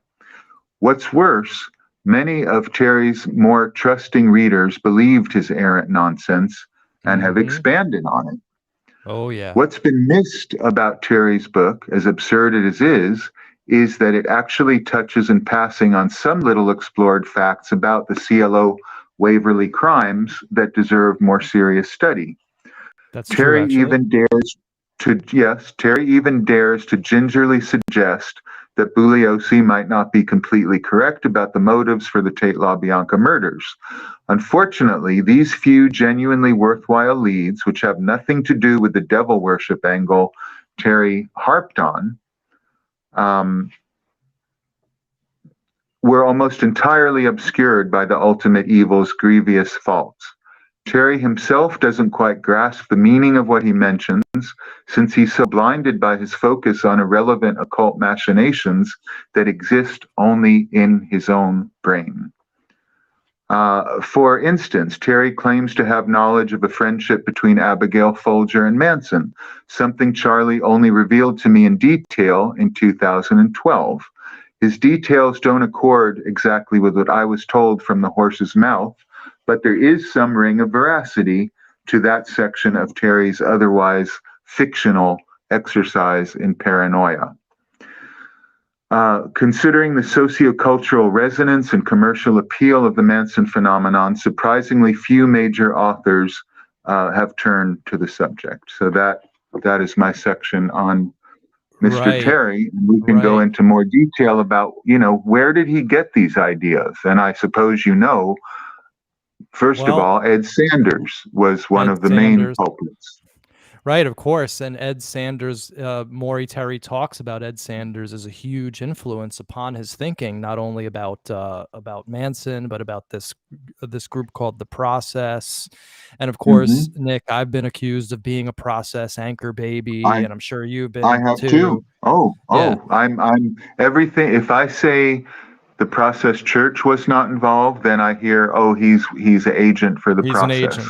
Right. And I There and I there no was matter a yeah, and same now, since the CIA is considered the main culprit. I'm of all things, I'm a apologist for the CIA. right. So I'm Operation Mockingbird. I mean, it's insane, and it makes you realize even further how stupid a lot of these people are. Because if they can believe oh that, well, I mean, it's just you can just see how easily their minds were manipulated. But it was this cat right here that Terry in yeah, his book The Ultimate Evil yeah, used to connect Son of right, Sam with Manson. And I have to say before I go any further, because I am of course Maury Terry's biggest critic, but I was right, rereading some of his information about the Watson Kasabian murders, formerly known as the Manson murders. And right. you were right in your book. He actually gets more into closer to what you have posited Yes, and put I forth I than yeah, any other yeah. author out there. And in fact, Well, I it's call only a few. It's very strange that 95% of the book is utter garbage, fictional nonsense that he I, pulled out of his ass. It has and I've no proven it. relation to reality. Right, and Right. I've And proven that's it why using well, actual that's why I've forensics. agreed to be on your show, because I've seen the work you've done and I respect it. And Thank you. we need to fight this kind of bullshit aggressively, and not normalize it, and not give it like, oh, well, we should consider all different points of view. No, when somebody's lying and you can There, prove they're lying, that should not be considered anymore. It that should be was it. dismissed completely. Right right now, all I call them the Terry heads. They just pretend that I don't even exist. I have over 300 videos on in the public domain, most of which are proving this guy wrong using very detailed evidence of culled from police files, interviews of people, Right, and so the way that they do it now is, I mean, and I guess I'm lucky. They just pretend I don't exist. You get called a right. process. Yeah, I mean, I get that Oh too. yeah, But he did do good work in the space of Manson, and these crimes, in the sense of he did talk about the drug dealing that was going on in the book. especially about the LaBiancas. He said things that appear to be true and that my Right, research has verified. And I know he did deal with some researchers who actually were better than him. And so, it's a fact. No, right, nobody can be dismissed completely. Just like chaos, I said 50% of chaos is exactly. well worth reading, but unfortunately, it's dragged into the gutter by this nonsense about MK Ultra, which is just it's irrelevant. So I call yes, there. Terry I call Terry the accidental genius, and the reason why is because he actually, in his book The Ultimate Evil, did uncover, and in his research did uncover actual criminal networks. He uncovered a drug dealing ring that was happening in North Dakota. He talked about Right, the Evans murder in California. He talked about right, child trafficking networks in New York. The problem sure, with this guy was that he tried to connect everything to Disco Dave Berkowitz, who right, I call Disco Dave because I had the DJ from Peach Trees who met the guy. Long story, but right, Berkowitz was a used to go to the discos to prowl for victims, right, and so I call him the accidental genius because he, in trying to tie all this together, he did uncover some things, but his just mania for trying to connect it all to right, SOS was insane. And I think no more stark than with this cat right here, William right. Mentzer. Well, right. Yeah, All and right. will Well, and so William Mentzer. Okay. If I mean, I assume most people who are watching this know. Uh, but I'll repeat it in case this is shown on Pluto or some alien civilization Please. when humanity has died out, if they don't know what ultimate evil said. Maury Terry, one of his main points is that after Charlie was convicted and imprisoned, then there was a Manson II, which is already laughable and ludicrous idea, as if, and the idea being Manson II being another mind controlling cult leader. But Charlie himself never was even a mind controlling cult leader. Right. He was an ordinary crook. That's what he was. He was a lifelong criminal whose only thought, as far as crime, was financial gain, just like every other person in the underworld. He had no occult, whatever spiritual ideas Charlie had, and he did have them, they were irrelevant to the crimes. That's what people can't get. Right. So Maury Terry proposes that there was and never gives any proof of why does he call this person Manson II. None. Where did that name come from? Well, if you read his book, which I have an excerpt of here, I found support for the account. Now here he is connecting Mentzer to Manson. Right. I was with them on an occasion, said the source, who was an undercover operative for the FBI. So here's Maury Terry doing the old Maury Terry shuffle, which is he speaks to all these undercover operatives. He doesn't name names. Right. He just says Right. the source wasn't an FBI agent, but was recruited by the Bureau, and Folger knew Mentzer. So right here is where he brings it in. He says that Folger and Mentzer were like best friends, and somehow or other, then he connects it to, yeah. So go into this a little bit more, because this is one of the last remaining pillars of the ultimate evil that I haven't. I think it's important that we look at this in forensic detail and not let people get away with this kind of sloppy thinking. Now, look, the fact is, to talk about these things, there are people who say, and I've had it happen all the time. I'll find a very good source of information. I'll track them down. I'll talk to them.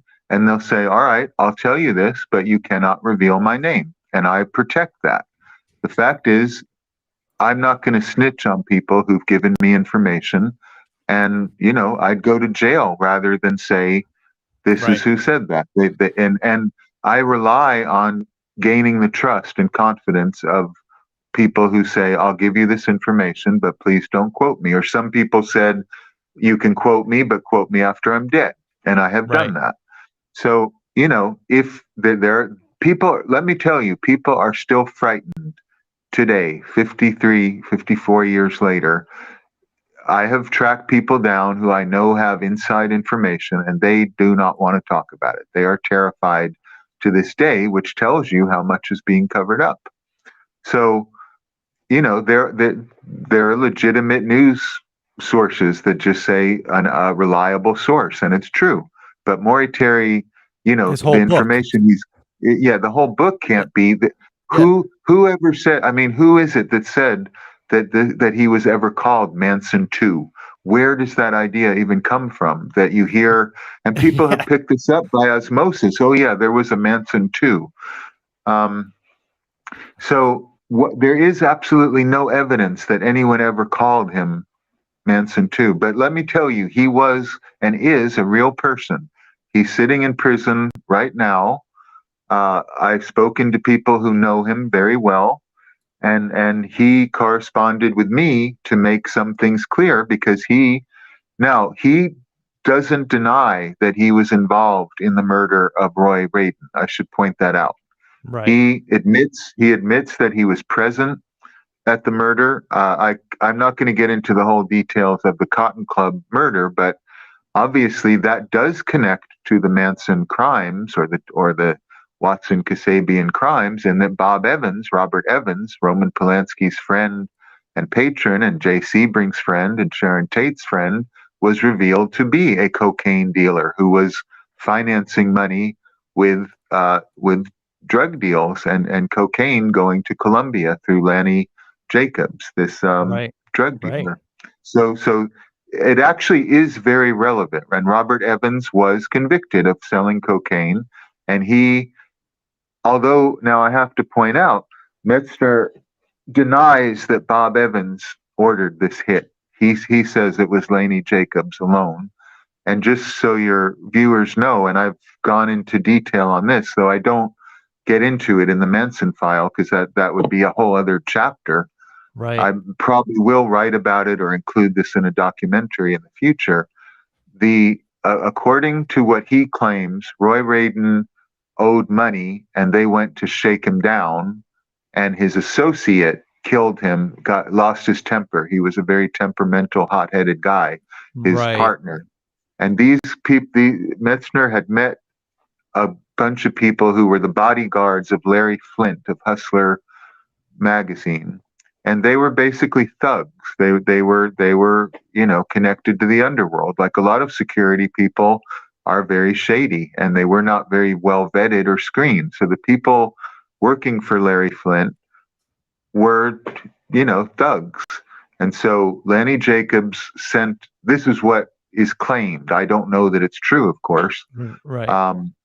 But that they went to shake him down for money, and that his crime partner went too far, lost his temper, and killed him.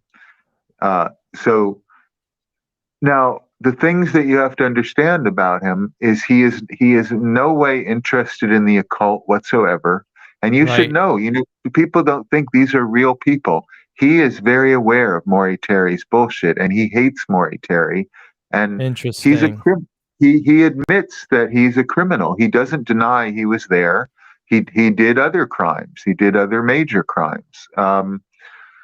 But he's a very conservative Republican. He is a veteran of the armed forces. He was in Vietnam in 1968, doing very dangerous work. He's a soldier. Yes, he is a hitman, but he is not in any way, shape, or form an occult believer. He hates that kind of thing. Right. Well, he's that's what. he's an old school Nixonite Republican. So just for people who don't know, Maury Terry has this guy William Mentzer, and let me get his picture back up again. He Yeah, has him as this character in The Ultimate Evil who is called Manson II, who right, came into New York City to kill Christine Freund and the Son of Sam attacks, and was right, also involved in the Arliss Perry murder in Stanford, Palo Alto, California, Stanford University, right, right. and Which has offers been no proven to proof. be absolute, as you know, and I'm sure your Right. viewers know, total nonsense. Total Absolutely nonsense. not true. Yeah, So this is how Maury Terry in The Ultimate Evil connects Manson and the whole Cielo Drive and the process with Son of Sam. He does it through the vehicle of this guy Mentzer. And right. I Who thought that was not in Los Angeles at the time all of this was happening. He was in Vietnam. He was a conservative, Republican, gung ho, American loving soldier who was absolutely not a hippie, not interested in hippies, doesn't like Charles Manson, and is deeply, and Berkowitz wrote to him, and he didn't even open his letters. He didn't want anything to do really, with all of this. Yes, Berkowitz actually wrote to him in prison, and probably trying to recruit him into this con that the narcissistic sociopath Berkowitz was trying to drag Berkowitz, people into. you have I mean, Berkowitz pegged so well, Nick. I call him, well, my research partner Eric Alati coined it. He called him the Lord of Life, that he has to be the one controlling everything. And you can see it. He played Maury Terry like a fiddle, right, and Maury Terry wanted to be played. That was a very weird relationship that Maury Terry had with David Berkowitz. I'd love to be able to parse it out more, getting their correspondence. I'm sure that a lot of correspondence exists between those two. I haven't seen it. I wish that I did. But right. so you've Well, spoken to so Mentzer. people should know that he received letters from Berkowitz and he didn't even open them. He just threw them out. He wanted nothing to do with it. This is a conservative Republican. He's a warrior. He's a soldier. He's a very tough guy. Um, he could kill you for sure, but not for some occult purpose. Uh, Right, right. and he was a security guard for celebrities and people like that. And I know the idiot conspiracy theorists, you mentioned Hollywood and celebrities, and they think that's already a satanic cult. I mean, they think Right. They think every movie studio and every recording studio is some coven, and when they Right. have these idiotic belief systems. So, I mean, like the idiot false flag nonsense that these are all crisis actors. Well, Right. yes, And they fake he their was. death. Yeah, he was a bodyguard for famous people, and those people like that are tough. They have to be. And he was a former soldier, and he is still, like, he's a guy who works out every day. He's in perfect physical Really? condition in prison, and he's feared, and but he would have nothing to do with drugs. He would have nothing to do with hippies. He could give a flying fuck about occultism or witchcraft, or it's just ludicrous. And And he so he started out he's he spoken started out specific. working. I'm Go sorry. ahead. Go ahead. So No, no, you go. he's spoken to you specifically about Maury Terry's claims and has absolutely refuted them. Absolutely refuted them. That's why he wrote to me, was to insist this is complete nonsense. Please make this clear. It's not even remotely true. I was in Vietnam. I wasn't hanging around hippies or Sharon. He didn't know Sharon Right. Tate. He didn't know either side of all this. Of course, in Hollywood you can run into these people, but Right. he was not friends with Abigail Folger. It is true what Maury Terry said, and we do have to say, when even an idiot gets something right, Right. we have to admit it. Charlie admitted to me in our last meeting in great detail and in a way that shocked me, that he was really angry at Abigail Folger, and he knew her for 2 years before she was killed. So, but not in the way that Maury Terry presents it. But maybe he got a grain of truth from somewhere. We can't deny Right. that.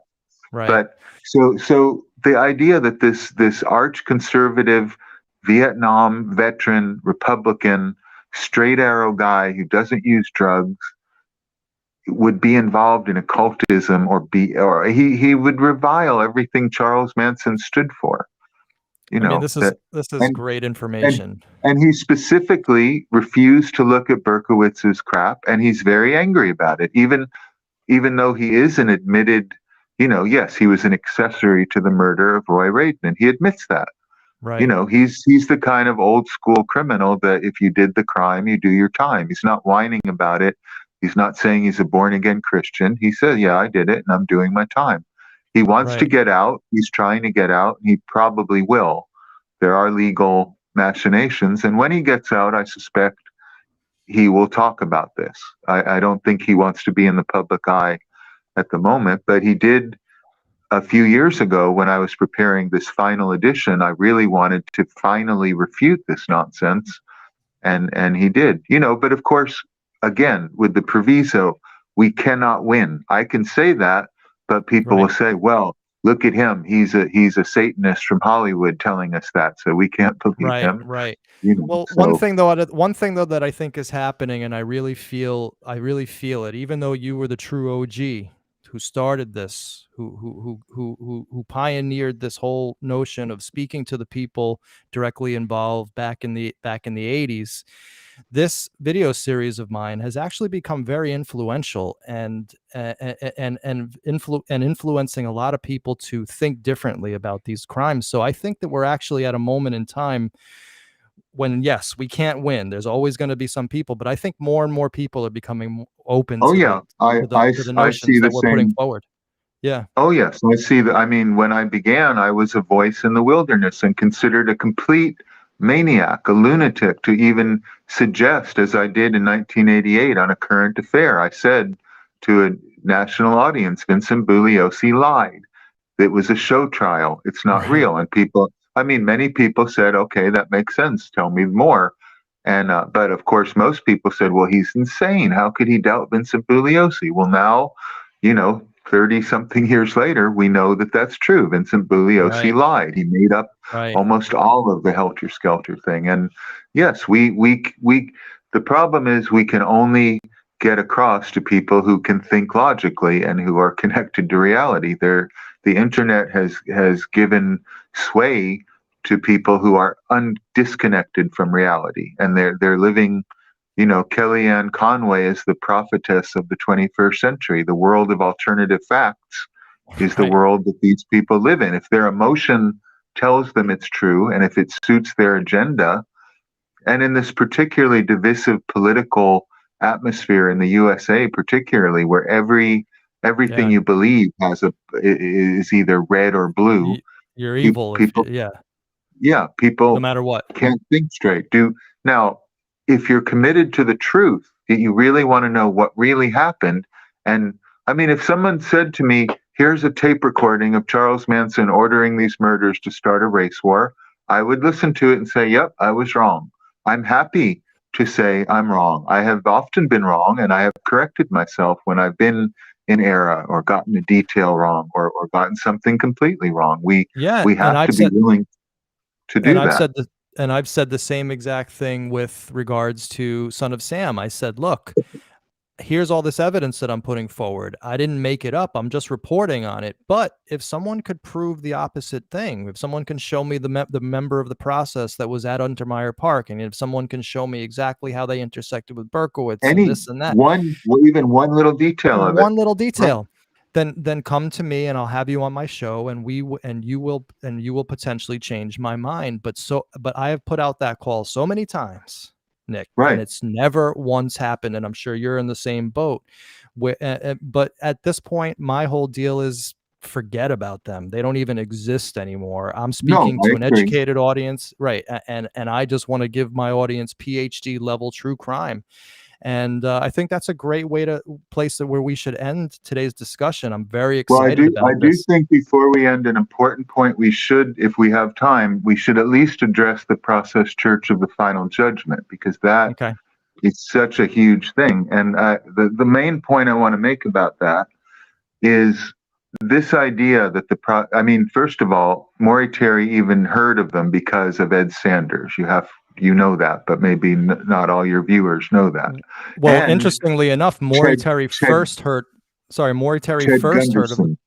right. And but if you look at Maury Terry's book, he actually first heard of the process from a 27-year-old researcher named Larry Siegel. And interestingly enough, getting to that point, a friend of yours, Adam Parfrey, had Hmm. made exactly the same point that I made in a video. I had no clue that this guy even existed, Parfrey, but he talks Hmm. about that very thing right here. He says Maury Terry reveals more about his experts on the process church within the ultimate evil. I raised the Right. subject of the dead German shepherds with Larry Siegel. Larry, 27, was a well-informed researcher. Blah blah blah blah. You've heard of the process, right? Well, the process kept German shepherds, and then the next paragraph here is very telling. Here, a Hmm. 27-year-old researcher speculates that since the process church took care of German shepherds, some sort of weird splinter group must be the ones massacring them, a la the Son of Sam murders in the late Yeah. 70s, long after the process church folded and became the foundation. And so I call it Siegel's folly. And you're right. This guy, how did he even bring these guys into it? Right. Right. Well, I'm not even going to get into that person, Adam Parfrey. I will deal with him in my memoir. But when I considering the people that you know that I've known, one of the most hideous, worst, unethical people I've ever known in my life. So, Interesting. Okay, I did not know that, but he was correct about this. His oh critique yeah, on Maury Terry was spot on. oh yeah, right. Well, I knew him, and we knew each other in 1987 when that book came out. So or 86. We were critical. I mean, and I never ever gave any credence to Maury Terry, and of course, it affected me personally. I was a prominent Satanist at that time, so people did believe I must be involved with this network of criminals. And there's idiots out there that still think that. Although I've been a Buddhist for most of this century, they Hmm. think that may be a cult too. That may be Right, part of right, the problem. right. But what I have, the important thing I think to end on, because even if people don't know where the idea that the process church of the final judgment is this omnipotent death cult that pulls strings everywhere, um, they they need to know that why did this ever happen? This idea that the process is this all powerful group. L. Ron Hubbard ran a smear campaign on the process church of the final judgment. The process began as a splinter group from Scientology in London, where Scientology was very popular in 1964. Robert de Grimston and Mary and his wife, they founded a splinter group using Scientology methods, what L. Ron Hubbard would call a squirrel.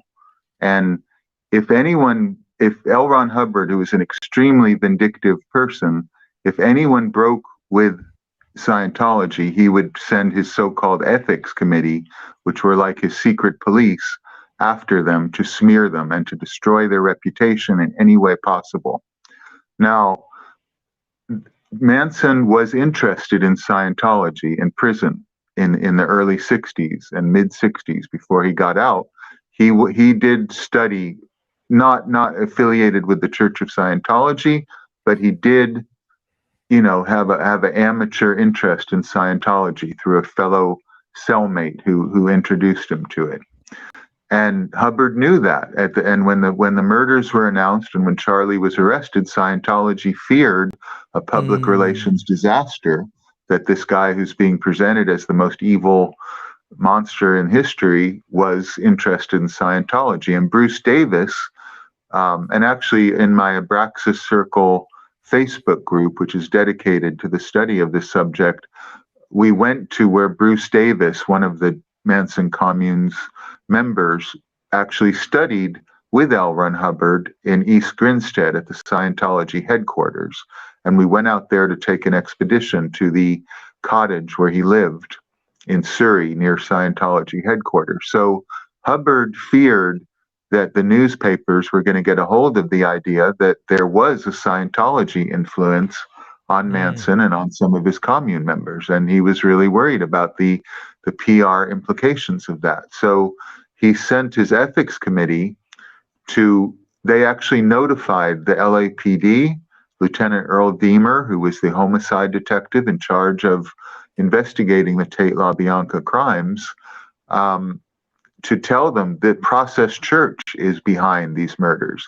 And Manson must have adopted their ideology. And look how similar about the devil and Jesus and blah, blah, blah. And they planted, and Deemer actually wrote a paper saying there is no proof to this. It's not true. He actually debunked it. He looked into it and debunked it. He said the Process Church are not involved with the Tate LaBianca crimes in any way. There was no evidence of it.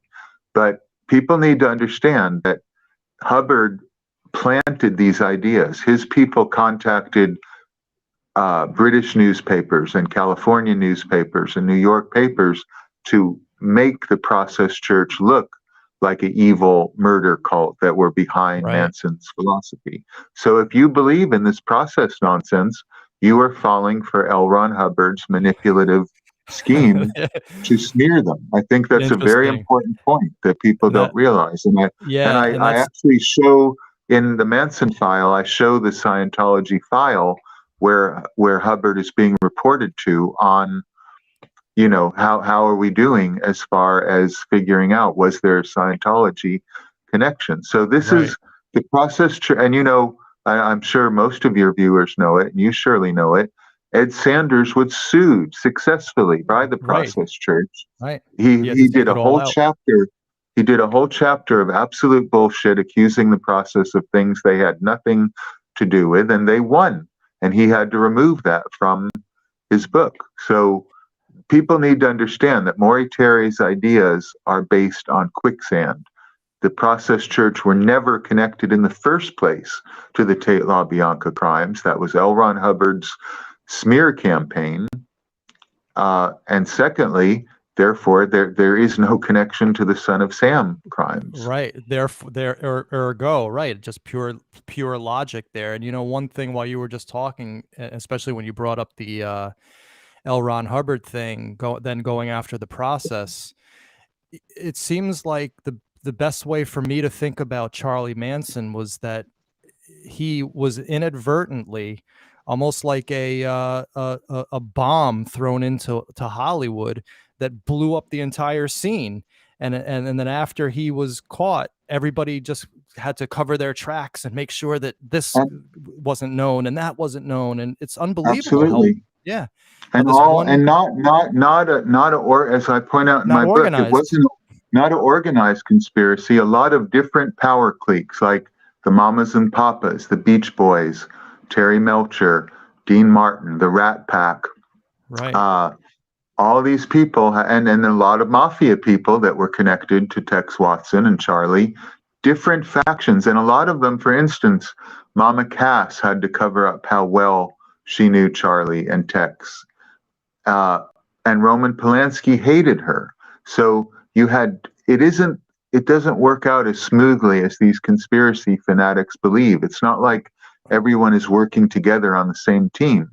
And Similar if with you the JFK assassination, many different factions had a lot to cover up, and they were all working against each other, even.